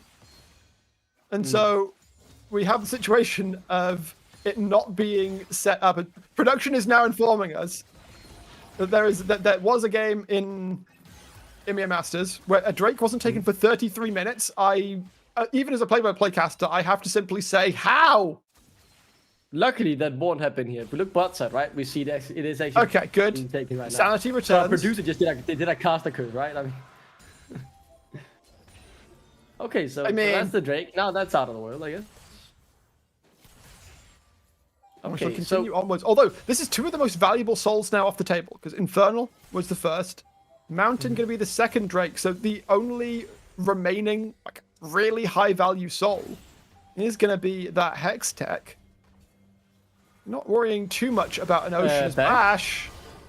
Yeah, Bash is dead here. Surely he should just be taken down, but the movement of the Hecarim is too hard to deal with. They can't knock him down, and they don't have the damage. Now in the extended fight, though, BO5 is the one who's caught out, has the flash available. Lilting Lullaby, not quite there, though, still on cooldown after he died on the top side. The team disengage. No one dies. These fights are getting weirder and weirder by the minute, man. I am allergic to these team fights, man. Nobody died. Despite everybody's best efforts to throw somebody into the furnace. Chrissy outstepping the satchel charge. He's taking a good chunk of damage, but there's no ultimate available, and now the numbers coming in. Oh, Vardex is in trouble. He's just dead, right? Surely the flash won't even be needed because he knew there were no way out. The 4th shot. How long can you hold? For quite a while. Yeah, the re-engage will come through, and there is the... He misses it! No! How do you miss Chrissy, that? no! He connected on all the other ones. And now Bash is here as well. I mean, Bash? Could he theoretically look for Chrissy? No. Oh, TP in as well. Vantage wants this, and Vardex is on his way back as well. BO5 has to try and run for his life here to try and get out. There is potentially an escape, but no, not quite secured by Bash. As, dude, this game just keeps getting weird. Okay, so... I, again, love the step from Chrissy here. The satchel charge gets put down. He steps past it to get the damage forward. Grissom commits. He knows that... Well, believes that there aren't others present, and so Chrissy just goes, well, I know my support and jungler are right there. Vardex drops. The Unbreakable Will may last a long while, but not as long as a curtain call, it would seem. Ends up not landing. Crazy, this miss? Like, come on. Very impressive. It will go down all the same, and Bash is able to eventually set up for all the death of BO5. But of course, that did also require the top lane teleport out. Oh, sorry, that's the teleport from Vardex to secure the kill. Which means that, I was going to say that if it had been the Theodore teleport, of course, they would be giving up plates towards the top side, more gold towards Vituso, who of course has yet to really influence the game. Just got the rower, just chilling, waiting for his points of power. So, this is the 2nd, 3rd, and 4th Void Crop being secured from 4th wall. Will allow them to spawn a single Voidling. So, 42 succeeded in not giving 6 over, but they've still given 4, which is certainly going to help the pushing power of Vardex, who is finding himself in a bit of a top spot, being 0-2. The Jhin not as ludicrously fed this time around, but obviously there is more time to get that snowball rolling. You can't just dive that. No. Gotta wait a long while for the wave to come back in, though, and Grisson will be there in time. So Vardags can breathe a sigh of relief. The pressure that 42 are applying towards him has not gone unnoticed. Okay. Again, like it feels like that could be happening something pretty much all the time as these players really pushing their limits. It's worth Yeah, you remembering, think right? that, What's and then exactly... suddenly nothing really happens. Yeah, it's like you're holding your breath, like, ooh. And then, okay, in the end, we didn't fully commit to anything that led to meaningful changes in the game. But it's worth remembering, just zoom out, right? The big picture here, we're playing in the NLC Division 1 promotion tournament. If you lose this in the lower bracket, your run ends before it really starts as Virtuoso. And then when you want to get as Theodore, Denmark v Denmark up in the top lane as... I think Virtuoso might be dead. The minions are enough to get the kill, solo kill, the second one for Theodore in this series. Fantastically done. Yeah. Second kill picked up for this Aurora. It looked like Virtuoso had done what he needed to do, but yep, sometimes those minions, they do a lot more damage than you might expect. And now, fourth wall, they have a good point of power. They can figure out exactly how they want to execute on these coming moments. Herald, of course, has already spawned. Chrissy getting jumped on. Yeah, Chrissy takes quite a bit of damage from this this bursty 6. And again, just to round out the point before, a loss here, you are eliminated. If you're watching on Monday, you're thinking, isn't there an upper bracket? Well, yes, but the upper bracket was only for the NLC Division 1 and the champions of NLC Division 2. So while Blue Whites were given the luxury of an extra life after losing in a best of 5 to Rich Gang, well, this luxury won't be handed over to teams like 4th Wall and 42, who will have to battle their way through 3 rounds if they want to qualify. Speaking of battles, no TP on Theodore here. Say, all 5 members of 42 can commit to this play. Rexat is looking for an angle for the Magnet Storm. Metal Storm. They don't need it. Storm, rather. They can just body them out. They can look to extend the fight as well. Oh, the remount here could be huge. He wants Vargas and will just take him. But the Fate Shield is turning this fight on its head. As now, it's Baumif in trouble. Chrissy next on the menu. Chrissy melted. They have completely flipped this. This went from good to horrible as they're still trying to make it happen. But Tuso, we're piecing out. He didn't want to participate in the fight. He's walking back into his own demise now. 42 is split and being ripped to shreds by this 4th wall, who are battling tooth and nail to stay in the series. The savior of game 2, for the most part, of 4th wall was this Aurora. It's looking like Theodore, also on this champion, might be the same. Look for a majority of this fight. 42 are able to push in, are able to coordinate well, and they're able to pick up a good advantage. But as soon as Theodore joins the play... Oh, never mind. Ignore that. The caster curses have been hitting hard today, man. Apparently, but Theodore still did so much work in that fight. Was able to pick up kills, was able to ensure that 4th wall stayed on a relatively even keel. And now... This game is they're doing okay for themselves. 42 still have that gold advantage. They will be able to pick up their second Drake, just due to the fact that right? I mean, in game number 1 and 2, we were at a point, right, in game 1 and 2, where the soul point was now starting to be contested at this point in the game. So, I mean, the Drake taking has been slower. The Herald, yet to be used, will come through shortly. Bauer, who's had a great series, is 1-4-1, looking a bit, I don't want to say lost on this Lilia, but certainly the one who's always drawing the short end of the stick when 42 go for a play. We haven't seen the dominance from the Renekton, but we're now starting to see a bit of what a Renekton can offer. And I mean, we had so many question marks towards the draft. Answers have been given, and if there's anything I am able to summarize with my knowledge about League of Legends, well, it is that the Hecarim is in a state where he is very happy at this point. 3-0-2. He's in a point of the game where he can really destroy people when he gets the chance, and this is just another example of that. JJ will be locked up for quite a while, but Bash will not let go, so the kill should just come through. But there is potentially a counter move here from 42. They want to get something back, but will 4th wall allow it? No. Not able to get anything done. JJ survives for a good long while, but this is a situation that you do need to be worried about. Hecarim can get around the map so damn quickly that he can appear where you don't expect him. So you're going to have to play more defensively. Yes, you want to push this advantage, but if you do it a little bit too much, you know, if you get a little bit too high fee, that advantage can be snatched away from you in an instant. We saw it happen in game 2. 42 were considerably advantaged. Chrissy was looking nigh godlike, but time and again, Wantage was able to find him. Fourth Wall were able to pull back the gold. They were able to come to a nearly even state before the game fell apart.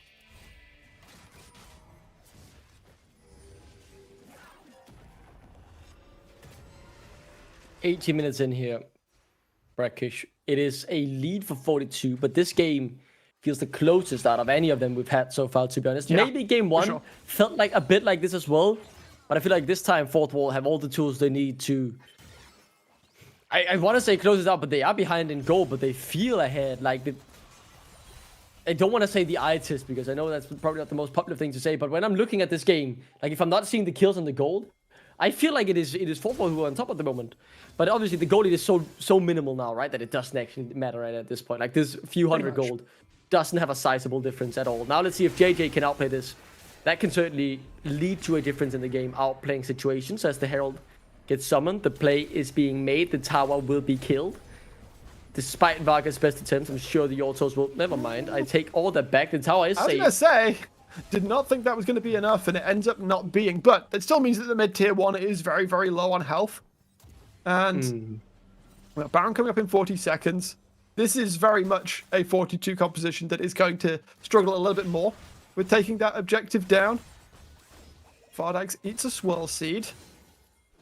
Chrissy, they're going to look for the engage. I mean, Gleason, though, needs to be a bit careful here as well. Very far forward. As in the top side, there's another battle going on. The mid lane turret, not long for this world. As the 6 gets down to work. Top side, did they lose that as well? No. Yes, they are losing it picture in picture. Yeah, Rexat's dying. Rexat. They're losing Chrissy as well. This is falling apart unless... I don't know. Chrissy can outplay this, and he can. I don't think He did he's not learned. go down. What? How do you survive this dive, Chrissy? That feels a bit illegal. But regardless, he manages to get away with it. Bash outplaying the situation nicely. The smite not quite enough. They are tickling each other's range. And in the end, JJ survives. Chrissy gets the kill. And 42 Gaming stay alive in this game as he gets shut down by the Aurora, man. What is going on? I mean, the movements are good at least. Theodore continues to find value in this game. 4-1 and 3, doing a great job. Bash perhaps feeling himself a little bit too much, but look at this again. Balmeath is basically nothing here. His health does not matter in the slightest. Took all of the damage that was coming out from Vardags and Bash. Ends to drop. Of course, while this is happening, there is a fight happening top. Grissom with another great setup onto Chrissy, but the damage has already been committed, and he's able to basically play the angles perfectly. I do wonder if the curtain call was needed. Ends up just about working out for the side of 42. The smite. Damage. What is that? And the Mounting Dread is Kindred. I can't remember what the heck RMW was called, actually, but it did not quite drain enough health to knock JJ down. Baron is now up. Drake up in 10 seconds. Would be soul point for 42. I mean, I want to keep my eyes on him, right? He's sitting on the flash and the engage potential on this rail. So instead, it's Jason should have been looking at. He found Chrissy, and they found exactly who they want. The lockdown, the CC for 2 or so. JJ again! I lied. Chrissy was not the one caught instead. Rexet is the one who pays for whoever was caught out. Curtain call, though, can certainly have an impact on this fight. Vardax is full HP, but he'll be taken quite low. As Grayson gets sniped out by Chrissy. This Jhin, near perfect. As the fight still continues, Chrissy has some damage and something to say in this fight. The sleep, the watch out, E, but the damage just not quite there. The Drake now activated. Slow, really annoying here. As solo lane is incoming though. Yeah, as you say, Batuso and Jay joining in, the kill being claimed, and the goal leads slightly in favor of 42. They get the soul point, dude. These fights are messy. They are back and forth, but this one, I think they went over to 42. That did. We need to see this one again. Chrissy, of course, not as huge as he was in game number 2. Yeah, Batuso was the primary target here, I think. Of course, Wantage not able to find anybody. Grissom comes over the wall, finds Batuso. The flash does some work. He survives for a good amount of time, of course, thanks to the Seraphs as well. In fact, Rexat is the only one that goes down. And then Curtain Call gets opened up. I think Vardax just forgets to block the last one for Grison, and it means that this fight ends up being lost. Bash is able to get out, but what could have been a collapse onto Balmy and Chrissy is interrupted as Vatuso and JJ make their way back out onto the map. The route is found onto Theodore, and a shutdown that really could have done with not being given over. Yeah.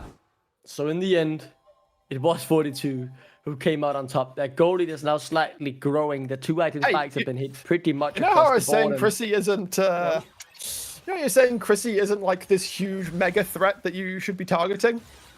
I take that back. Kills. Yeah, he's starting to really scale ahead, right? Especially when he gets that 3rd item, the IE, likely to be finished next. Actually delayed it, which I really like. In this game where he was not turbo ahead, he is still like 2k up on Vardags, but instead opts for the RFC 2nd so that he can more easily activate Deadly Flourish for himself, more easily find 4th shots onto exposed targets. Instead, I he gives up a little bit of damage for it. Yeah, it's a smart bit of adaptation, right? It really shows the dimensions of these players, as he should be close to the Infinity. It should be finished in just a short moment. He's waiting in base. There it is. Big 3 item spike on the 42 AD carry. They're just that 1 step away from moving on to the 2nd round. Remember, you have to win this round, then you have to beat Blue Whites, and then you have to beat Rich King in a best of 5 to qualify for the NLC Division 1. Only one spot to play for. 42 have done it once. They won the upper bracket final. They got 3 out of the grand final. We talked about that, but they may have learned. And of course, they have a long road to travel, Duckling, as you said. This series is not over yet.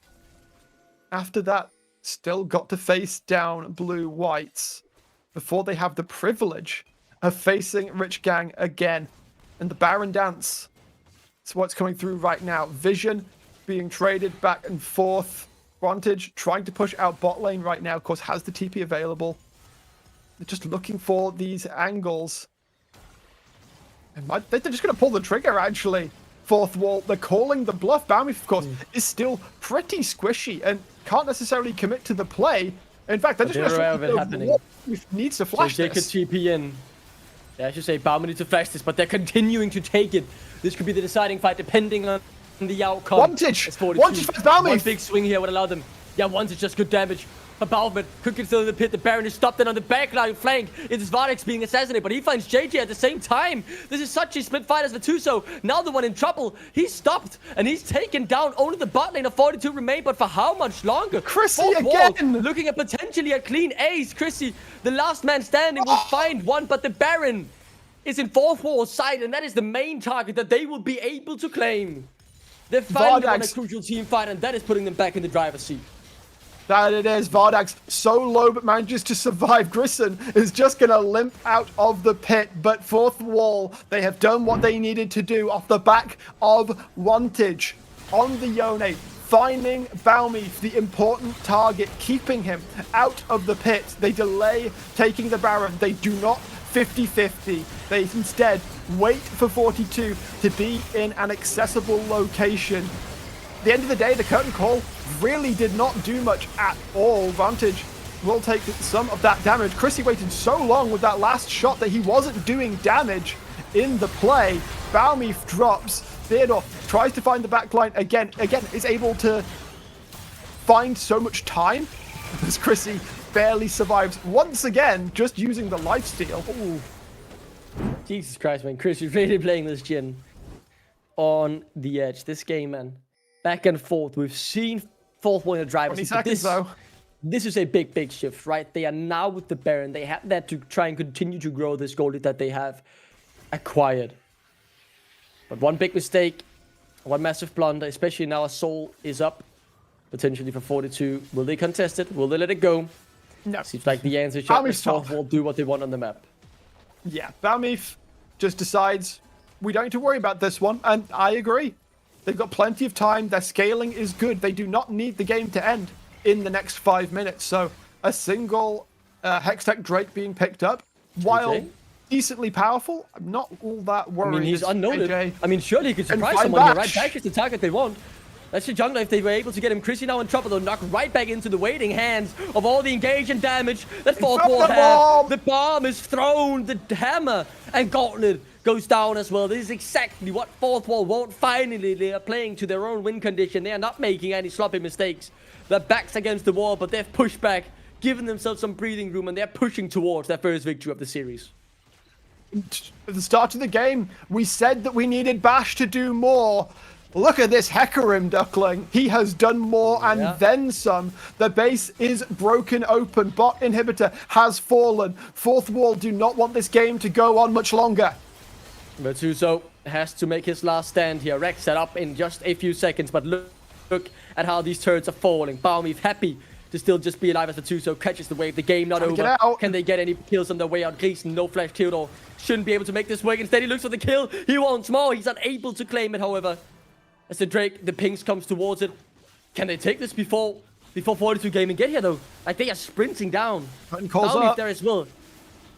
Oh, they are gonna get it. They are gonna get it, but will they be stopped in the meantime? Can they get out to safety? Rexat is chasing so hard. Oh, they can't get it. I think he's out. Rexat now maybe in a bit of trouble here, to be honest. Yeah, Chrissy is here. Rexat over eager and back. Dude, this game, he dies? Okay. Dude, this game is getting weirder by the minute. A little much there, Rexat. A little bit of inting, but okay. I can't disagree with you. Yeah. No, but I like his thought. I think genuinely, I don't want to say Rexat is to blame there. I would have loved to see BO5 and Chrissy take it, but there was a clear they weren't on the same page, right? I think BO5 and Chrissy was saying, it's okay, we've got what we can, we've survived the game. Have I disconnected again? No, you're still. Ah, okay, good. But connecting in the communication. Oh, in that sense, I was scared of it was my internet. You know, don't say disconnect at this point, man. I am shitting bricks over how bad my internet is and how often it does disconnect with Tuso. I just disconnect from the Rift. He absolutely destroyed. Now, but the point is, right, there was a disconnect between them in terms of how they wanted to play that. Rex had wanted more, the others didn't. Now Virtuoso gets caught out. I think we might have a series on our hand unless 42 they pull out a miracle. There's still plenty of standing gold for fourth wall to claim, however. 35 seconds on Virtuoso. If they can hold the line long enough, then they may just be able to play this one out. But their wave clear is not great. Like, even with the static shiv, Jhin is not known for wiping out minion waves. Grison trying to go over the wall.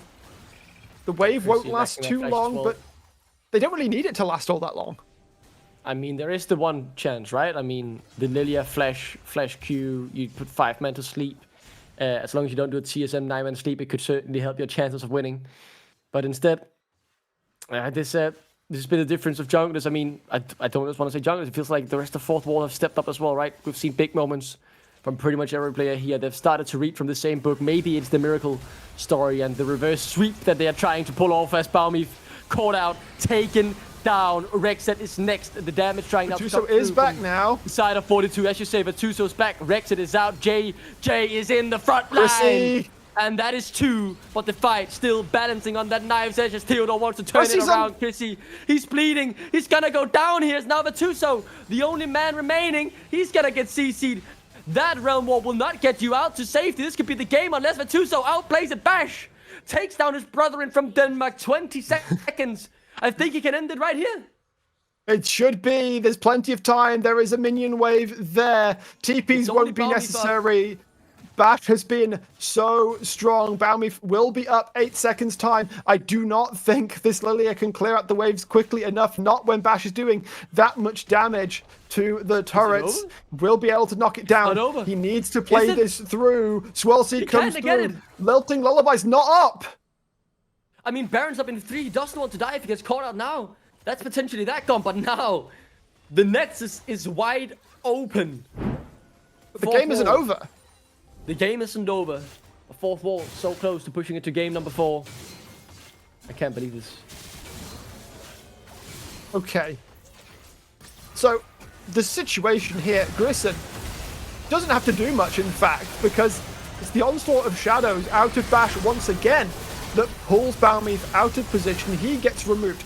Rexat and JJ, to their credit, survived for a long time. They allowed Virtuoso and Chrissy to do a lot of work.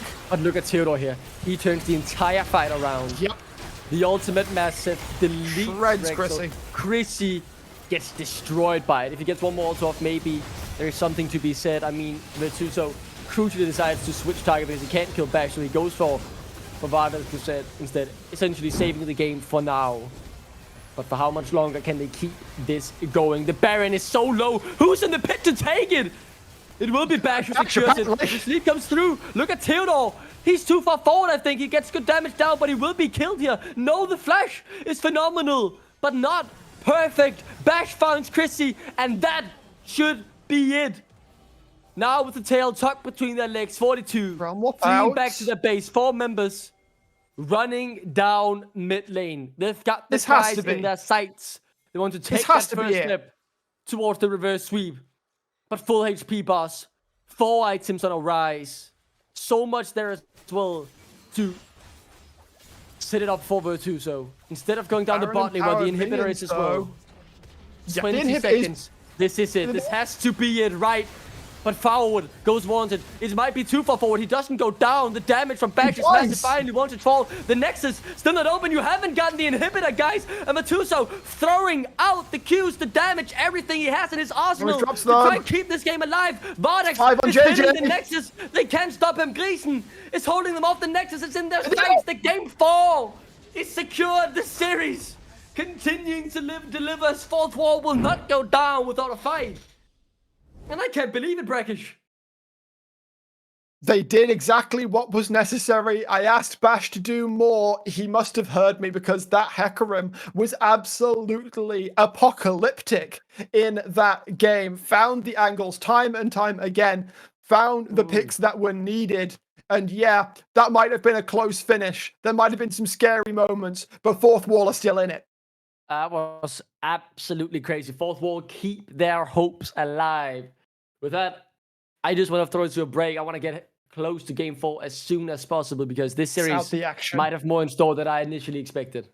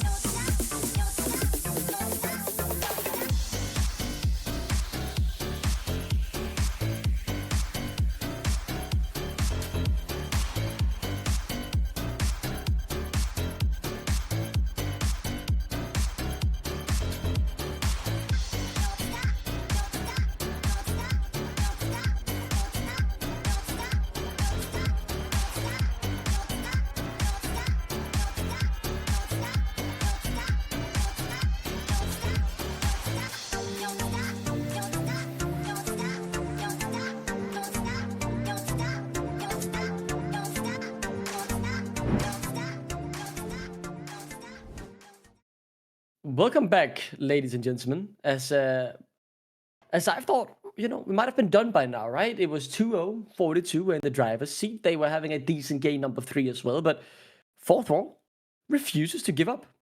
They fight tooth and nail. It wasn't pretty, it wasn't convincing, but they got the W on the board. They are back in it, and momentum slightly swinging back in towards their favor, as it is still do or die for them, as their year could still end with one more loss. But yeah, I mean, the series is starting to deliver, Brackish. What are we expecting here, game number 4? So, Aurora's got to go or get picked by 42. They are back on blue side this game, so they could potentially first pick it even. I don't know if I like it all that much, but in those last 2 games, she alone has made it difficult for Chrissy on the Jhin to play out fights the way he wants it to. Now, of course, if the Ziggs is left open again, then they can just pick that, and Champ's kind of unfair, so they could potentially work around it that way. But if they specifically want to continue using the Jhin, then I either want to see Aurora on one of the solo laners of 42 or just on the bench. Oof.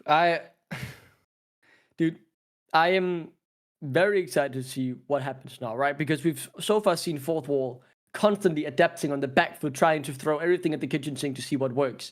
Now those questions and thoughts, we're looking over to 42. I mean, they've had a pretty safe draft so far, right? They've only really changed what they've been forced to change, or when the bench have made it so that draft had to change in any meaningful way. And I'm excited. I mean, how much new will they bring? Will Chrissy go away from the Jhin? Has been good on the Jhin, but are there more impactful AD carries out there? Will Vardex be playing the 6 again? I mean, you told me none of these AD carries have played 6 before we sat here today. Now both have had it in the repertoire, both winning on it. Will this be thrown back on the They ban had some board? weeks off with plenty of time to pick it up. I mean, if I can play Ziggs, then most people can. Still going for that Warwick Fair ban, enough. R42. But I mean, you do have that luxury when you are on blue side. And fourth wall, remember quite well what Rexat did in game number 1, so that being banned doesn't surprise me too much. Olaf ban as well. Yeah, I wonder if they want to do Aurora on third ban, but you're giving over a lot if that's the case. Skarner gone, like to see that. But surely they remove it now, right? Like, that's what I'm thinking. Like, you have to do this now. You're in a position, right? And the big thing for me about this Aurora and now letting it through was the fact that both Vantage and Theodore had good games on it, right? It's 2 games in a row where they really struggled against the Aurora. And I feel like that has been the big wrench into their plans. Yes, Bash had a great game on the Hector Rim, but this Aurora, like the space it can command and just take in a fight, really disrupting how 42 Gaming have been playing their fights and letting it open. I mean, are they gonna lock it in themselves? So, reminder, 42 are on the blue side. The play names are the wrong way around, but it's still the situation that we see. I don't know if I like Aurora B1. It could be that this is, of course, the match-deciding champion, and that bumps her up in priority enough that 42 do want to lock her in. I would target JJ primarily for this. Doesn't strike me as something Virtuoso would really like to play. But, of course, again, if the situation is right for it, then maybe they can do that. That does leave the Ziggs open, which we saw. Vardex had a pretty good game on it last time around. Red side, of course, struggling to access grubs a little bit can be potentially tough. Instead, just going to take away the Lilia. Now, of course, Bowmeave didn't have the best time of it last time, but that was because Bash was, I mean, pretty monstrous on that Hecarim, which can't be picked because, well, that it ain't there. Okay. So, let's see, the Misfortune locked in as well. So Vardex gets back to that I played in game 1 and 2. That means the 6 is still open. Do Chris you want to take it? Then the problem is you're sitting with 2 AD carries. Then you need to go an AD mid lane, right? For JJ, and obviously that's a possibility. But I mean, draft. Go on. So you can go for an AD jungler, which would work out pretty interestingly. Bowmeave has played some Jarvan and some Viego and some of the such like. Now, who goes really well with 2 ultimates, Duckling? Who goes really well with 2 ultimates that force people to stay in a small area? A6 would go very nicely with Misfortune already being taken. Yeah, that feels like a really strong rotation from 42. I'm not gonna lie. Not that I'm against the Lily and the Misfortune, but none of those champions have had a big impact this series. Do like the Yone. I think Vantage has had some good games on it. Now into the ban phase though, with top laners not being picked, I'm excited to see if anything will happen there. The Camilla has been thrown on the ban board by 42 every single game this series. They don't want the Tuesday to get anywhere near that. Like, remember, the names are moved around. It's very confusing looking at this in terms of, seeing the names. But I'm trying my hardest to remember exactly what side they're on as well. But yeah, Virtuoso has had a ban against him all games in this series.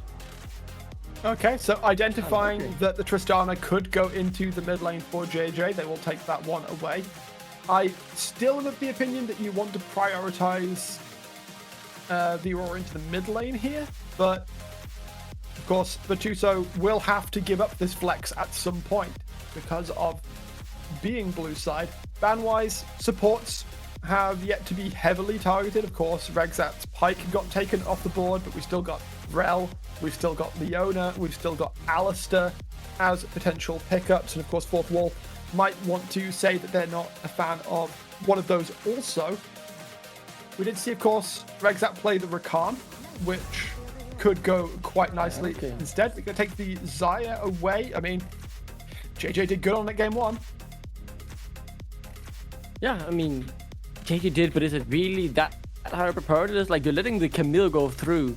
I mean, you're probably assuming that it will be Vituso who's playing the Aurora, which is a decent estimate, but there is still that flexibility that now he could get his Camille that I'm assuming is his main, because it has been banned every single game against him.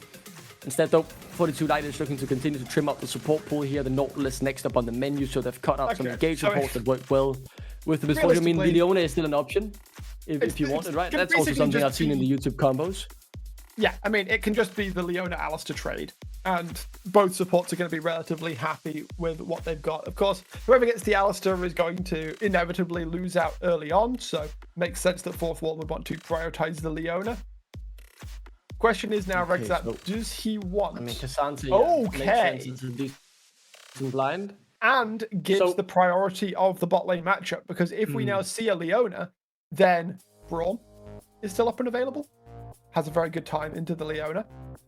Makes it quite difficult for Ziggs to land his consistent poke. Unbreakable will I think Braum might just be perfect here for Rexat, right? I mean, good against the Misfortune as well.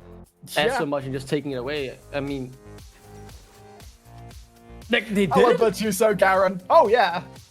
This is one of those little things stuck off to the side, waiting for the correct moment. Vituso will now pull the trigger. So, as I surmised, JJ will take the Aurora into the mid lane. Should have a fine time into Wantage as long as he doesn't get caught by Immortal Steel too many. But now, yeah, this choice needs to be made. Braum would make a lot of sense. Leona would also be fine. I feel like the Fourth Wall response should just be Braum here, unless they really want to pick some kind of enchanter beat. Like, there's no point in picking an enchanter when you've got an MF. Okay, I mean, I do agree. Like, the obvious thing is the Braum here, but do they go that direction? I mean, Greason also had a good Alistair game last time around. We don't know exactly what's happening down there. Yeah, that's a good point as well. The Alistair did look good there. Surely not, right? That's Bard. They've locked it in.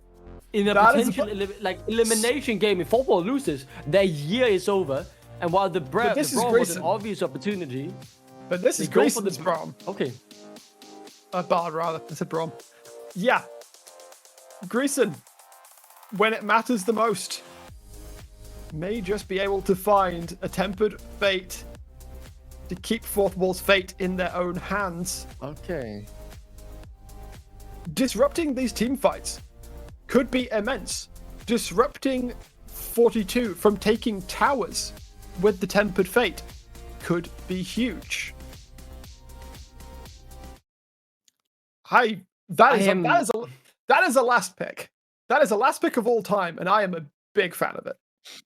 And in this kind of game as well, where the Braum is just the obvious choice, you've mentioned all the good things about the Braum in this matchup, right? Like how it would really be beneficial, and instead they go a completely different direction with the Bard in an elimination game, not just to end your split or end your week or whatever. It's just to end your year. We're only in September, buddy. There won't be any more competitive play from these five guys until the next year if they decide to stick together. Obviously, the Aurora Cup is coming up, but there's no guarantee either they'll be participating in that. Fourth Wall. I mean, I like their boldness. I admire their boldness with how they're continually shifting things up. But this is quite a lot of changes considering you had just gotten your first win on the board, right?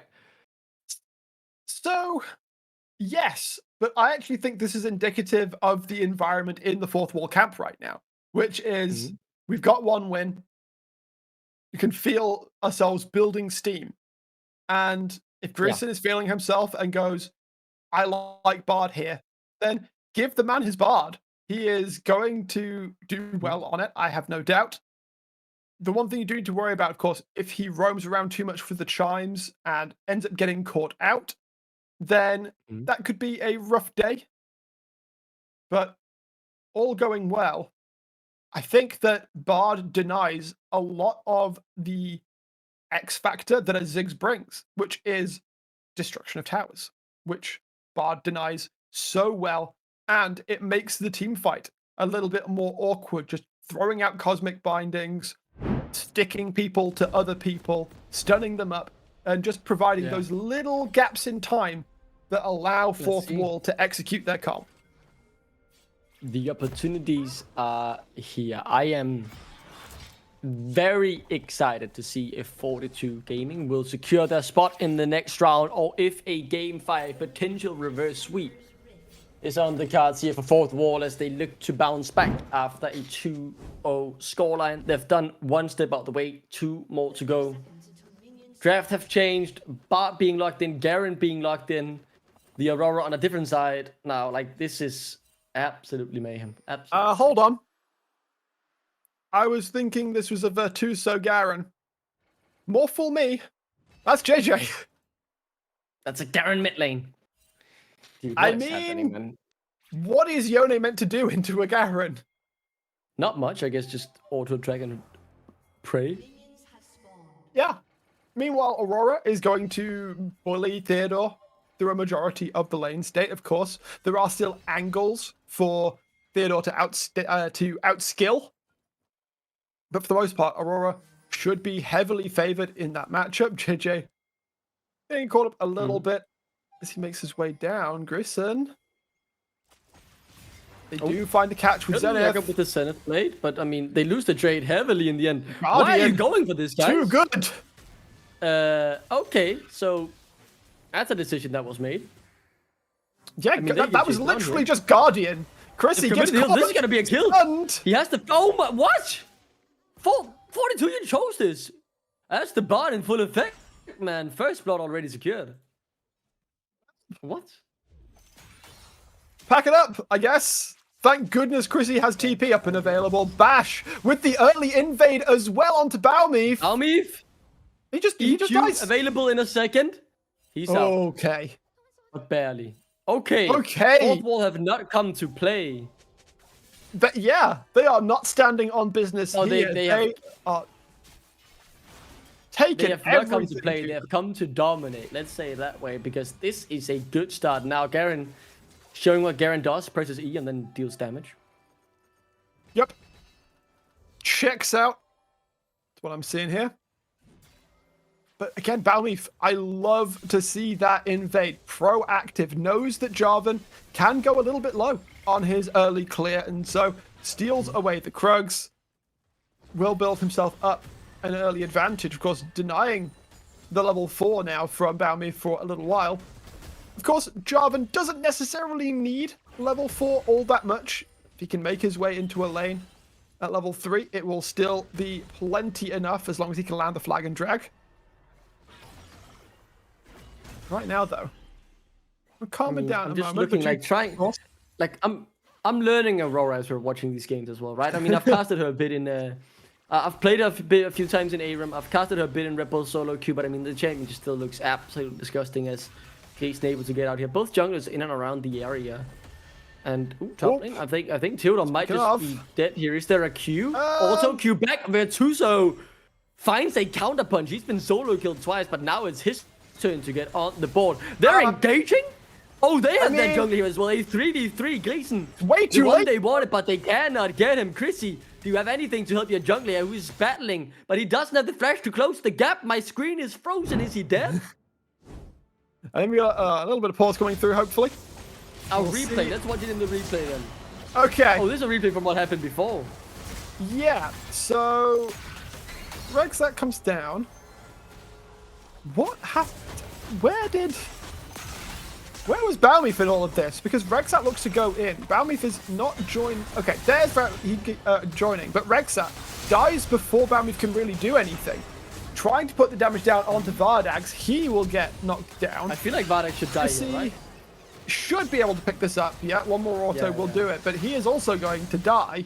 And Fourth Wall and then mid lane are just laughing all the way to the bank. Rexat will be able to trade back on the mid lane, but JJ drops. Dude, what is happening this game, man? This is absolute chaos. Guys, it's a do or die game. Why are you playing this aggressive? Give them a win, and Fourth Wall will open up. They have their confidence back. They're looking to make these plays. Vardags, someone he's had good games, but not necessarily Stormers just yet. This time he's been set up for success. He is 3-1. Oh, Balmeef. Already well on the way towards a first item. Balmeef is going to have to step away as Grayson will bully him off of his Gromp. And Like, dude, what are we even watching anymore? This is crazy. he's still going though. Balmouth is going to The get wolves bullied as away well? from his wolves as well. Will be able He to manages smite to it get away. them. Should be safe here, right? I mean, JJ's JJ not is there sick. as well, but He's not what 6. in He the can't world? threaten. I know someone who's 6 though. That's a 2, so he's on his way down here, by the way. Yeah. Can they catch them? I mean, Rexet is rotating up as well. Balmif is slow, but he's going in regardless. He knows exactly He's what he just gonna wants with his drop. kills on his top laner, but he sacrificed his own life for the cause to give Vatuso another kill, another resets. I Great think there moves is a from huge Rexat, chance though. of this being a very, very dangerous Aurora. Balmif sacrificing himself for 2 kills. That's worth it. As both Bash and Keaton die this game, man. I mean, fair play to fourth wall. This is absolutely crazy. Vatuso? Is he in trouble here? Theodore wants this. Is the W available for Vatuso? Otherwise, Vatuso could be in a whole heap of trouble. No flash available. And Theodore has his another solo on the cards for the Cassante doing Cassante things. Able to get out as well. I mean, when you walk in towards a Cassante that's got Q3 up and available, I'm afraid you are kind of just asking for it at that point. You had no ultimate after picking up those kills. You now have no TP to get back. Mercifully, the wave state is in your favor. You're not going to lose minions to the tower. But you are losing a lot of minions to your own wave that is heavily shoving in.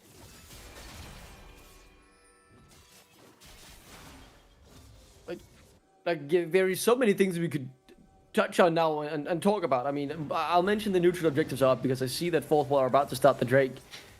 But, I mean, the amount of stuff we could break down for what just happened in the past 4 minutes is insane. This will be a fourth wall rotation, though, to get a Drake. Where's the counter move now here from 42 Gaming is the question, right? They should be looking for the Void Drops, and it seems like Balmif has turned his attention to them now. He has, but the movement from the rest of fourth wall could have shut that one down. Instead, they will just head back towards the bottom side of Rift. Grissom is out and about. Bash is a long way away, and so this should be a somewhat elongated trade over. I don't know if Balmif gets 6 off of taking these down. Vatuso will move across to help Grissom. Does need to respect. Rexat needs to be careful. They only get 2. And with Bash being level 6, they're the ones who are pushing up. Balmif should be close to level 6, right? Surely this blue buff will be enough. Yeah, he needs level 6 before he can really be useful if he's going to show up in a fight at the same time as Bash. And so, we'll have to just sit and wait. Vatuso having to do the same as Theodore, trying to grab, trying to find an angle. Reads it nicely.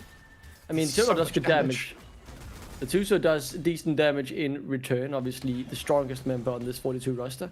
Q's accidentally in the wrong way, but that happens as Theodore now pushing in underneath the turf. Let's see how this plays out. Certainly something that I'll keep my eyes on. The pullback is available. The ultimate is thrown down. Theodore is in trouble. Balmif is there. That should be the kill secure. Bash could be on his way, but it's a bit too far away to really make anything happen. Yeah, try as you might, Theodore, but surely I refuse to believe you have enough damage for that number. That was way too close. Would have been illegal for that kill to come through, but I did get baited. Jesus Christ, man. Cassante doing Cassante things. Yeah, once he goes all out, you have to be scared no matter how low health this champion is. Will drop eventually, but a lot had to be committed to get it. JJ, also right now, not having the best of times. In fact, it's like a lot of places for 42, not having the best time right now. They're a K down a Drake. They weren't able to fully pick up the first set of grubs, which of course means that the double might that Chrissy could have potentially picked up at one point, now not going to happen. And fourth wall, they do feel like they have been revivified. They have come back with their confidence intact. They are looking to make the plays aggressively. They are looking to not allow 42 to just do things on their own terms.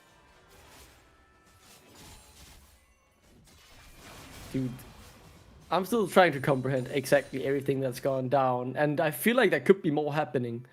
Because as JJ steps up, nothing comes of it in the end. Not too long, I believe. I think maybe a bit more than a minute to the Void Drops are again. Quite a while on the Drake, however.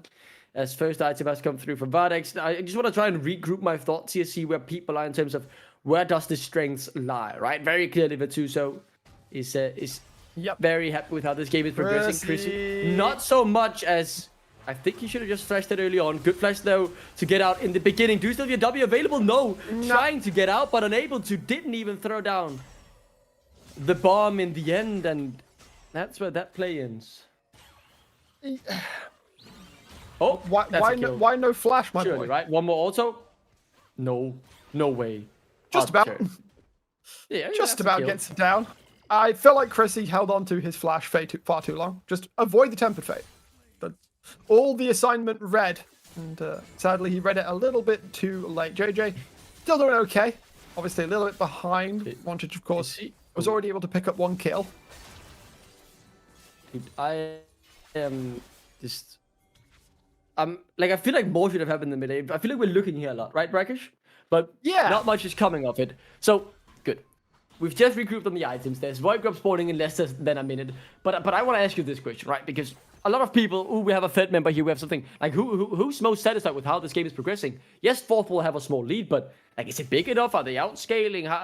How's the current image from you here? Like, who's on the top of the world right now? So the game never mind. later, You can't talk. There are more get... kills. Like, Jesus Christ, we get right back into the action. Vantage does some damage. JK is waiting. I believe they're all out. You can continue your point. I apologize. I was sure someone would die there. So as the game gets later and later, Wantage is going to become, I think, by far the scariest person on the Rift. JJ, if he can find his angle, will be able to eliminate people. Wantage missing on the fate sealed there. This game is so crazy. We reached a point where we're watching people ultimate and we're just continuing analysis because, I mean, when else can we do it? Theodore, be careful. He might be caught out here. Yeah, needs to be a bit careful. Same goes for Gleason, maybe. Balmy is the one who's found top court. Yeah, he's dancing around and so far doesn't have the ultimate available. Flashes are being burned. The tempered fade. Stuns time for 3 members of Balmy's trying to get out, but the Lilting Lullaby should be a good night song for him, as he'll get taken down by Theodore. Let's look at Vatuso. He's the one with the damage, but he's dealing absolutely none of it, as it is fourth wall running over 42 in this fight. Now, the counter with Vatuso, who just got the ultimate back up, but he doesn't have the damage. And fourth wall, they find 3. JJ? I'm really not sure why he tried to go back in there. I assume he was trying to land a Q and drop the Demacian Justice on somebody, but unable to do it, will drop, and therefore, the Grubs will go across to the side of fourth wall, which will be able to somewhat even out. And in fact, you could almost say exceed the push now from the Ziggs, because Tempered Fate is so good at counteracting what this champion does. But look at 42. They're so split up. JJ tries to go and deal with Theodore. Balmy flashes right into his face. Vatuso is unable to join the play because he's afraid of where Wantage is going to come back to off of the Soul Unbound. Speaking of Wantage, Christ, man, like, we can he's barely taken advantage of without someone dying.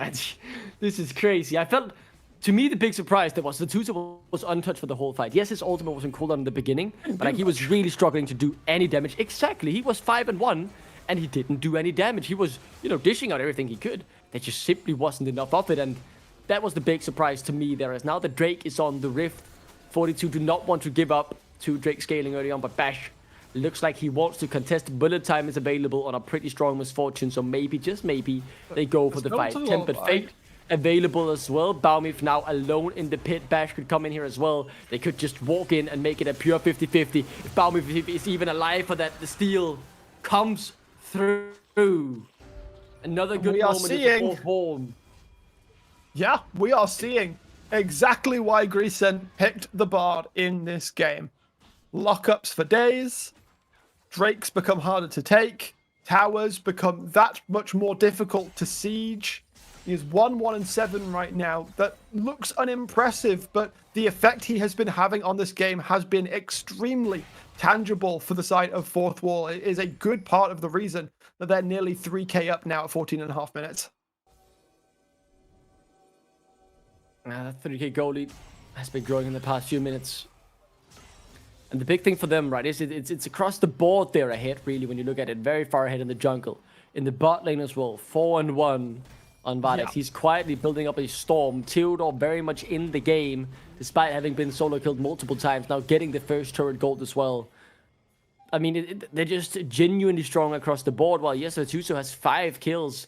But if we look at the gold, I don't think he's that much ahead, even individually, with the turret going down. Like, look, he can barely cut through the Magic Resist shield. But no trouble from Bash.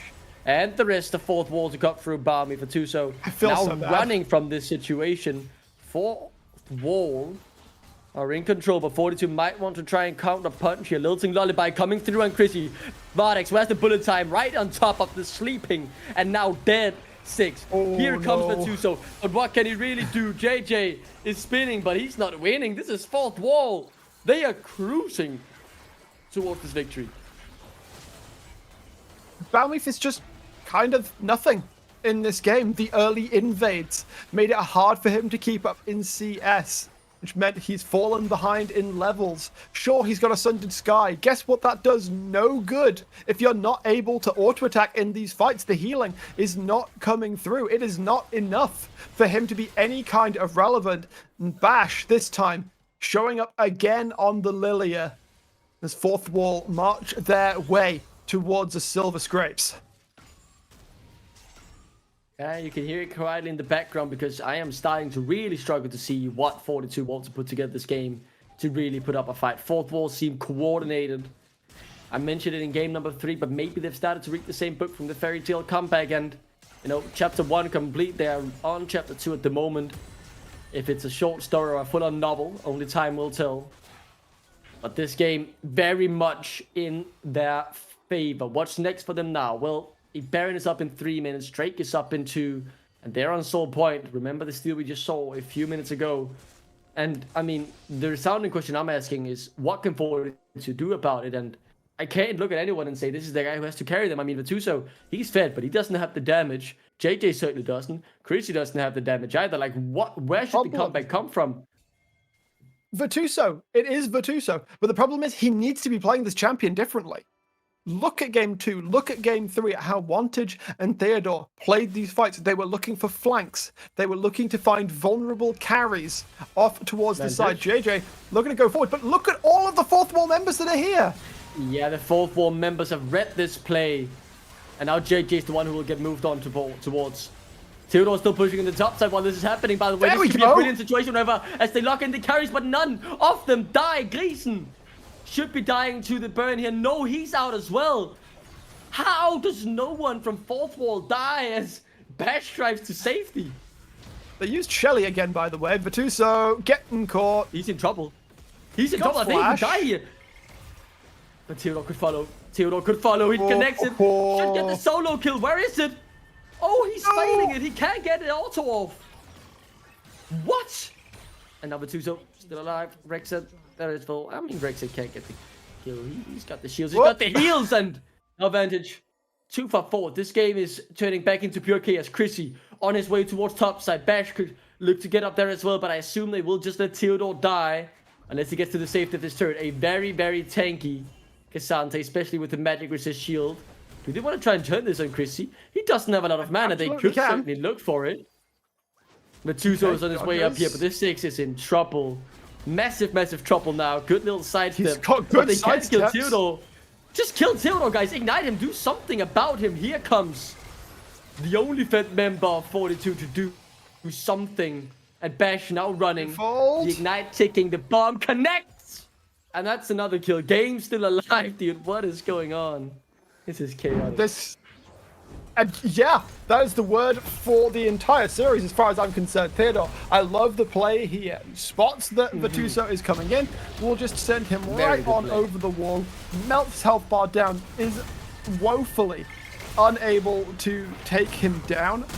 Vituso nearly gets killed trying to take down the ward of all things. Will just barely be able to survive. Play goes the way of 42. Potentially, yeah. And look on the map right now. Fourth wall. They're taking the Drake. Not ready. I still want to talk about this, right? What I really like about Theodore, he was the decision to run until you got your shield back up, your man user shield. Really big decision with Chrissy really being a burst-oriented 6, right? Not with the burn damage in this build. And the lack of mana. I like the window that they saw. Can't remember. I don't think they got the kill on him. I assume he was able to get out in the end as the assistance came through from Vituso, who had recalled, remember. We just saw him in this replay. He had 1 HP. And then the bomb here from Chrissy able to collect the kill in the end. So, with the Drake being picked up, there are now windows, but like it feels like this is what they can win off, right? 42, they need these scrappy plays where it's very confusing what is happening as Bash is now the one caught out.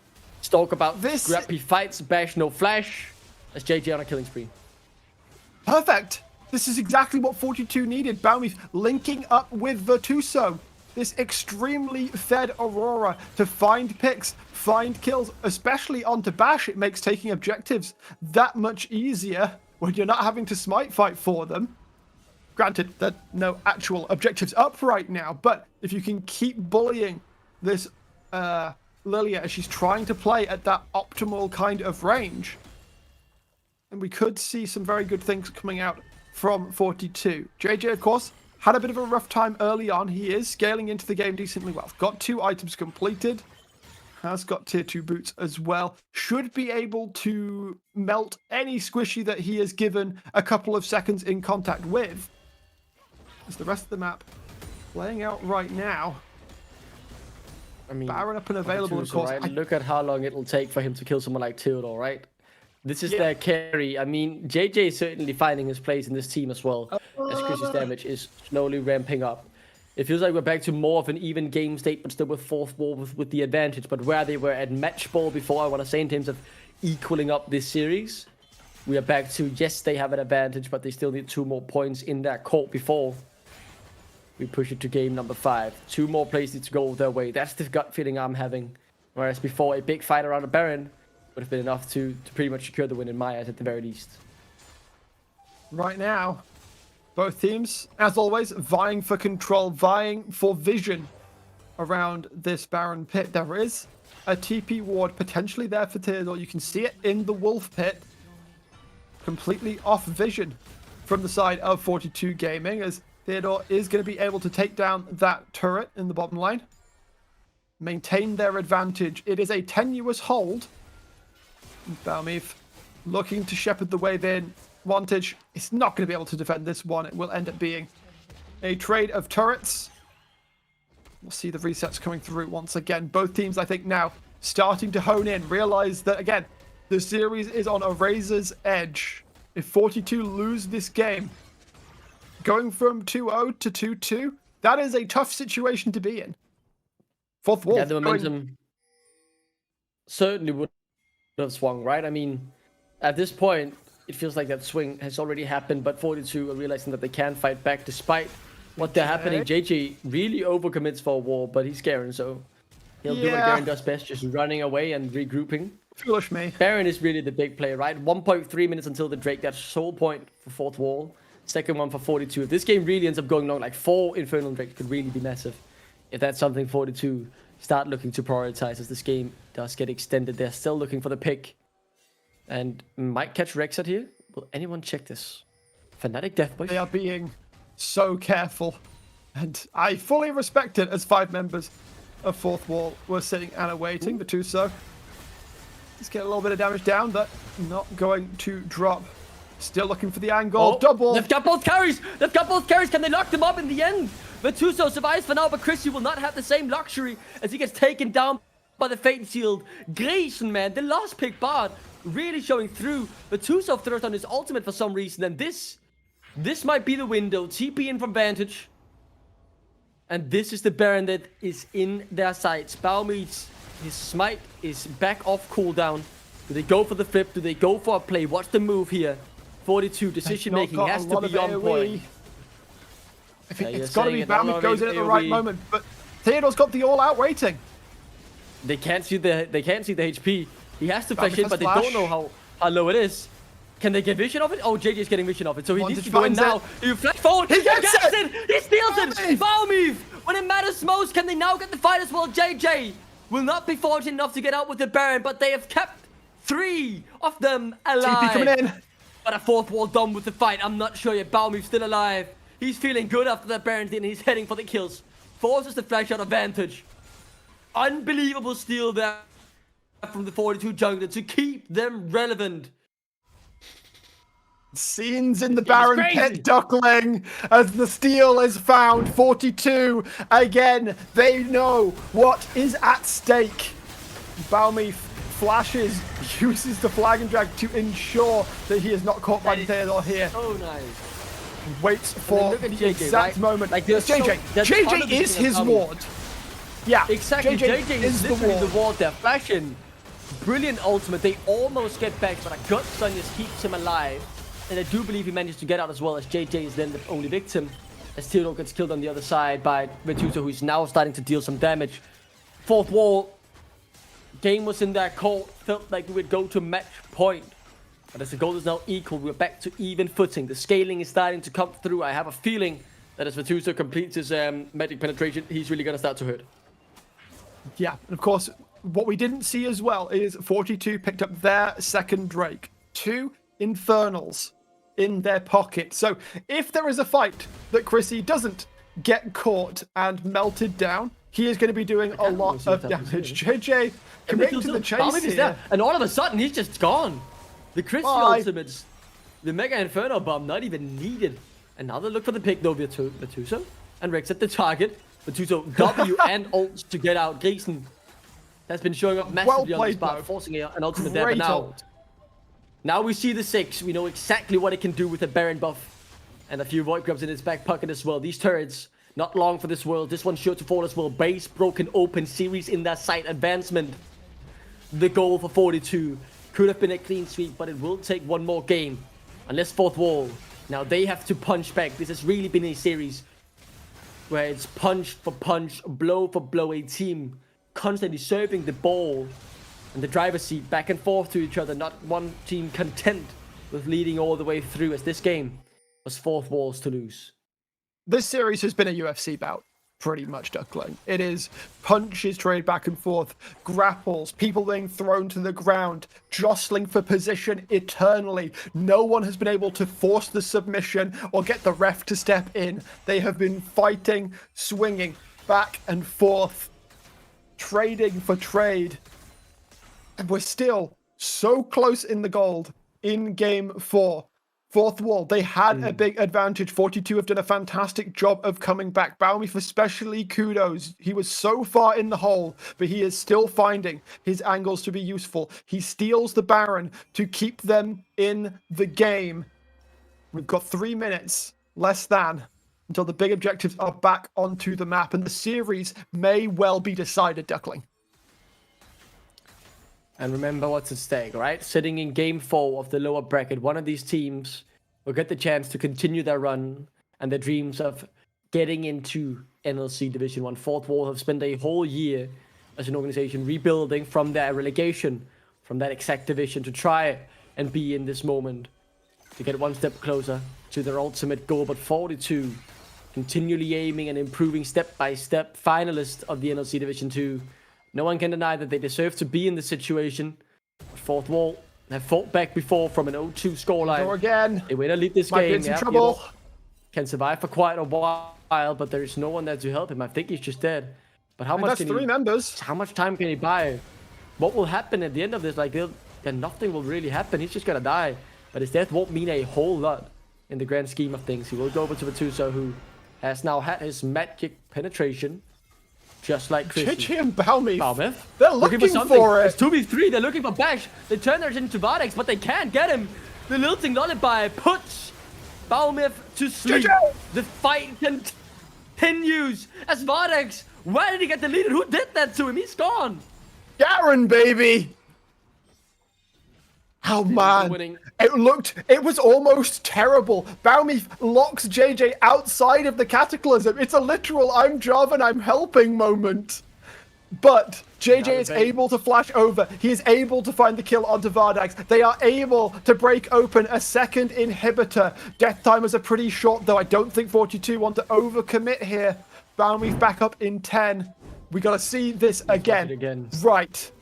For one. So BO5 and JJ are absolute mad lads here. As their team is getting the kill onto Theodore bot lane, they are still looking for angles in mid. They should know that they are numbers disadvantaged, but JJ gets the slow onto Bash. BO5 decides it's time to go. It does get the knock-up, okay? As the TP is now coming through, locks JJ outside of the Cataclysm and dies for his sins. Down comes the Mega Inferno Bomb. JJ sees Vardax's low, flashes for the Demacian Justice for the kill. With the rest of 42 closing in, they take it down. And they're looking for another play wantage. One fight to send fourth wall out of this tournament, end their year, and 42 Gaming can take one more step up the ladder.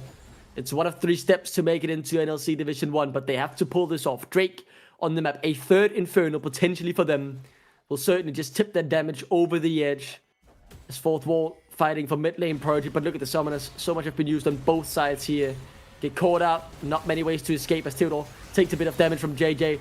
Rexer though, he finds the carry. It's exactly who they want. They've taken down Bash. The bullet time comes through, but it doesn't do much. Vardex hitting and hitting, but he can't go through the Garen. He's unstoppable as 42 have promotion in their sights. They want to take that step up the ladder.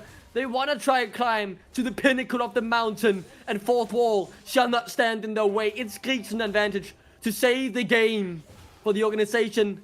Relegated just last year. Oh, so much work potentially down the drain unless the Fate Seal will do something miracle, but there is no miracles here today. Quick!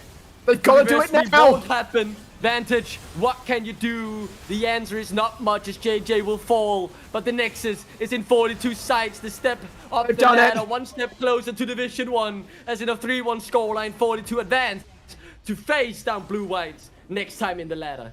I don't want to say I've called it. I could have even said at the start of the day, I don't know if you want to believe me on this or not, but I expected 2 wins, then a loss, then a win. 42 feeling themselves that little bit too much in game 3. Fourth Wall pulling out that fantastic Hecarim to counteract the composition. But in game 4, they realize as they're falling behind what they need to do. Baumif losing graciously until he finds a series-defining play to steal the Baron. And when that happened, I think the wind was just pulled. The first brick fell out of the wall, and it crumbled after that. Exactly, and that's that's it for the Fourth Wall this year. That's their tournament run over. This was their chance of redemption, but 42 stood in their way. I mean, looking at it with our expectations, right?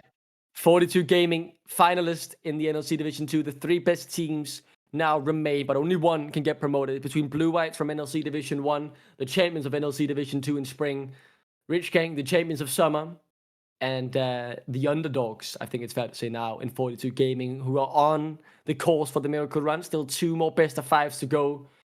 3 teams battling for 1 spot. The deserved winner here today, I will say, but this series could easily have been 5 games, like we just saw. The 2 first games as well, like Fourth Wall was certainly in both of them. For a good period of time, yeah, absolutely. But 42 show their tenacity over and over. They fall behind sometimes, but they are just able to make magic happen when the chips are down. They are able to advance. As I was saying, their own redemption story still needs to be written. Rich Gang are waiting in that final match. They've got to fight their way through Blue Whites to get there. And this is a story I'm not going to miss, and you shouldn't either. Yeah, I mean, as you say, right? They can feel the revenge. They've beaten Rich Gang before in a best of 5. Well, Rich Gang, they've beat Blue White, so why shouldn't 42 Gaming be able to do the same? That's at the very least what I'm 100% sure they are thinking, looking towards the next few matchups, thinking they can beat it, and surely they can as well. We've seen their heights. We've seen that they also have some lows. Fourth Wall, it gave it a shot, and they pushed them a mile, but not the full race. As we say goodbye to them here today. 42 Gaming. Very excited to see how this story unfolds. Promotion relegations, always a special part. Certainly not something we see much in esports anymore with the global landscape of things. But I really do enjoy this. This was my favorite thing back in the days with the ELCS put some when they had it. stakes into things. So much to play for, right? Like you've worked so hard, and you can feel it, right? Yeah, the stakes have never been higher, as is a common saying, I think, in over there on the English Isles. Regardless, though, if I'm not mistaken, that's a little stake for you there. I'm mistaken. It's horrible. You aren't even laughing at it, Brackish. I think that's it. That's it for you and me, right? There is no interviews. We've rounded it out gracefully. When you said there is no, I was like, there is no future for. Wow, bro, did you have that much of a? No, this has been great fun. University is hard, man. University is rough. No. Regardless, though, it's been a pleasure being joined by you, Brackish. It's been fun. Hopefully, we'll get to do this again somehow. And remember, there is still more promotion relegation to come. 2 more series to go until we find who will join the other 7 teams in the NLC First Division for 2025. 13th is the next date, so save that in your calendar. It's Blue Whites versus 42 Gaming, win or lose. Winner goes through, loser gets sent packing back where they came from, down with the Wolves in NLC Division 2. Thank you so much for joining me, Brackets. It's been an absolute pleasure. And commiserations to Fourth Wall. Congratulations to 42 Gaming. Return here on the 13th of September to find out if 42 Gaming can continue their miracle run. Thank you so much for joining us. Have a lovely evening. My name has been Duckling. I've been joined by Brackish, and this is the NLC promotion. See you next time.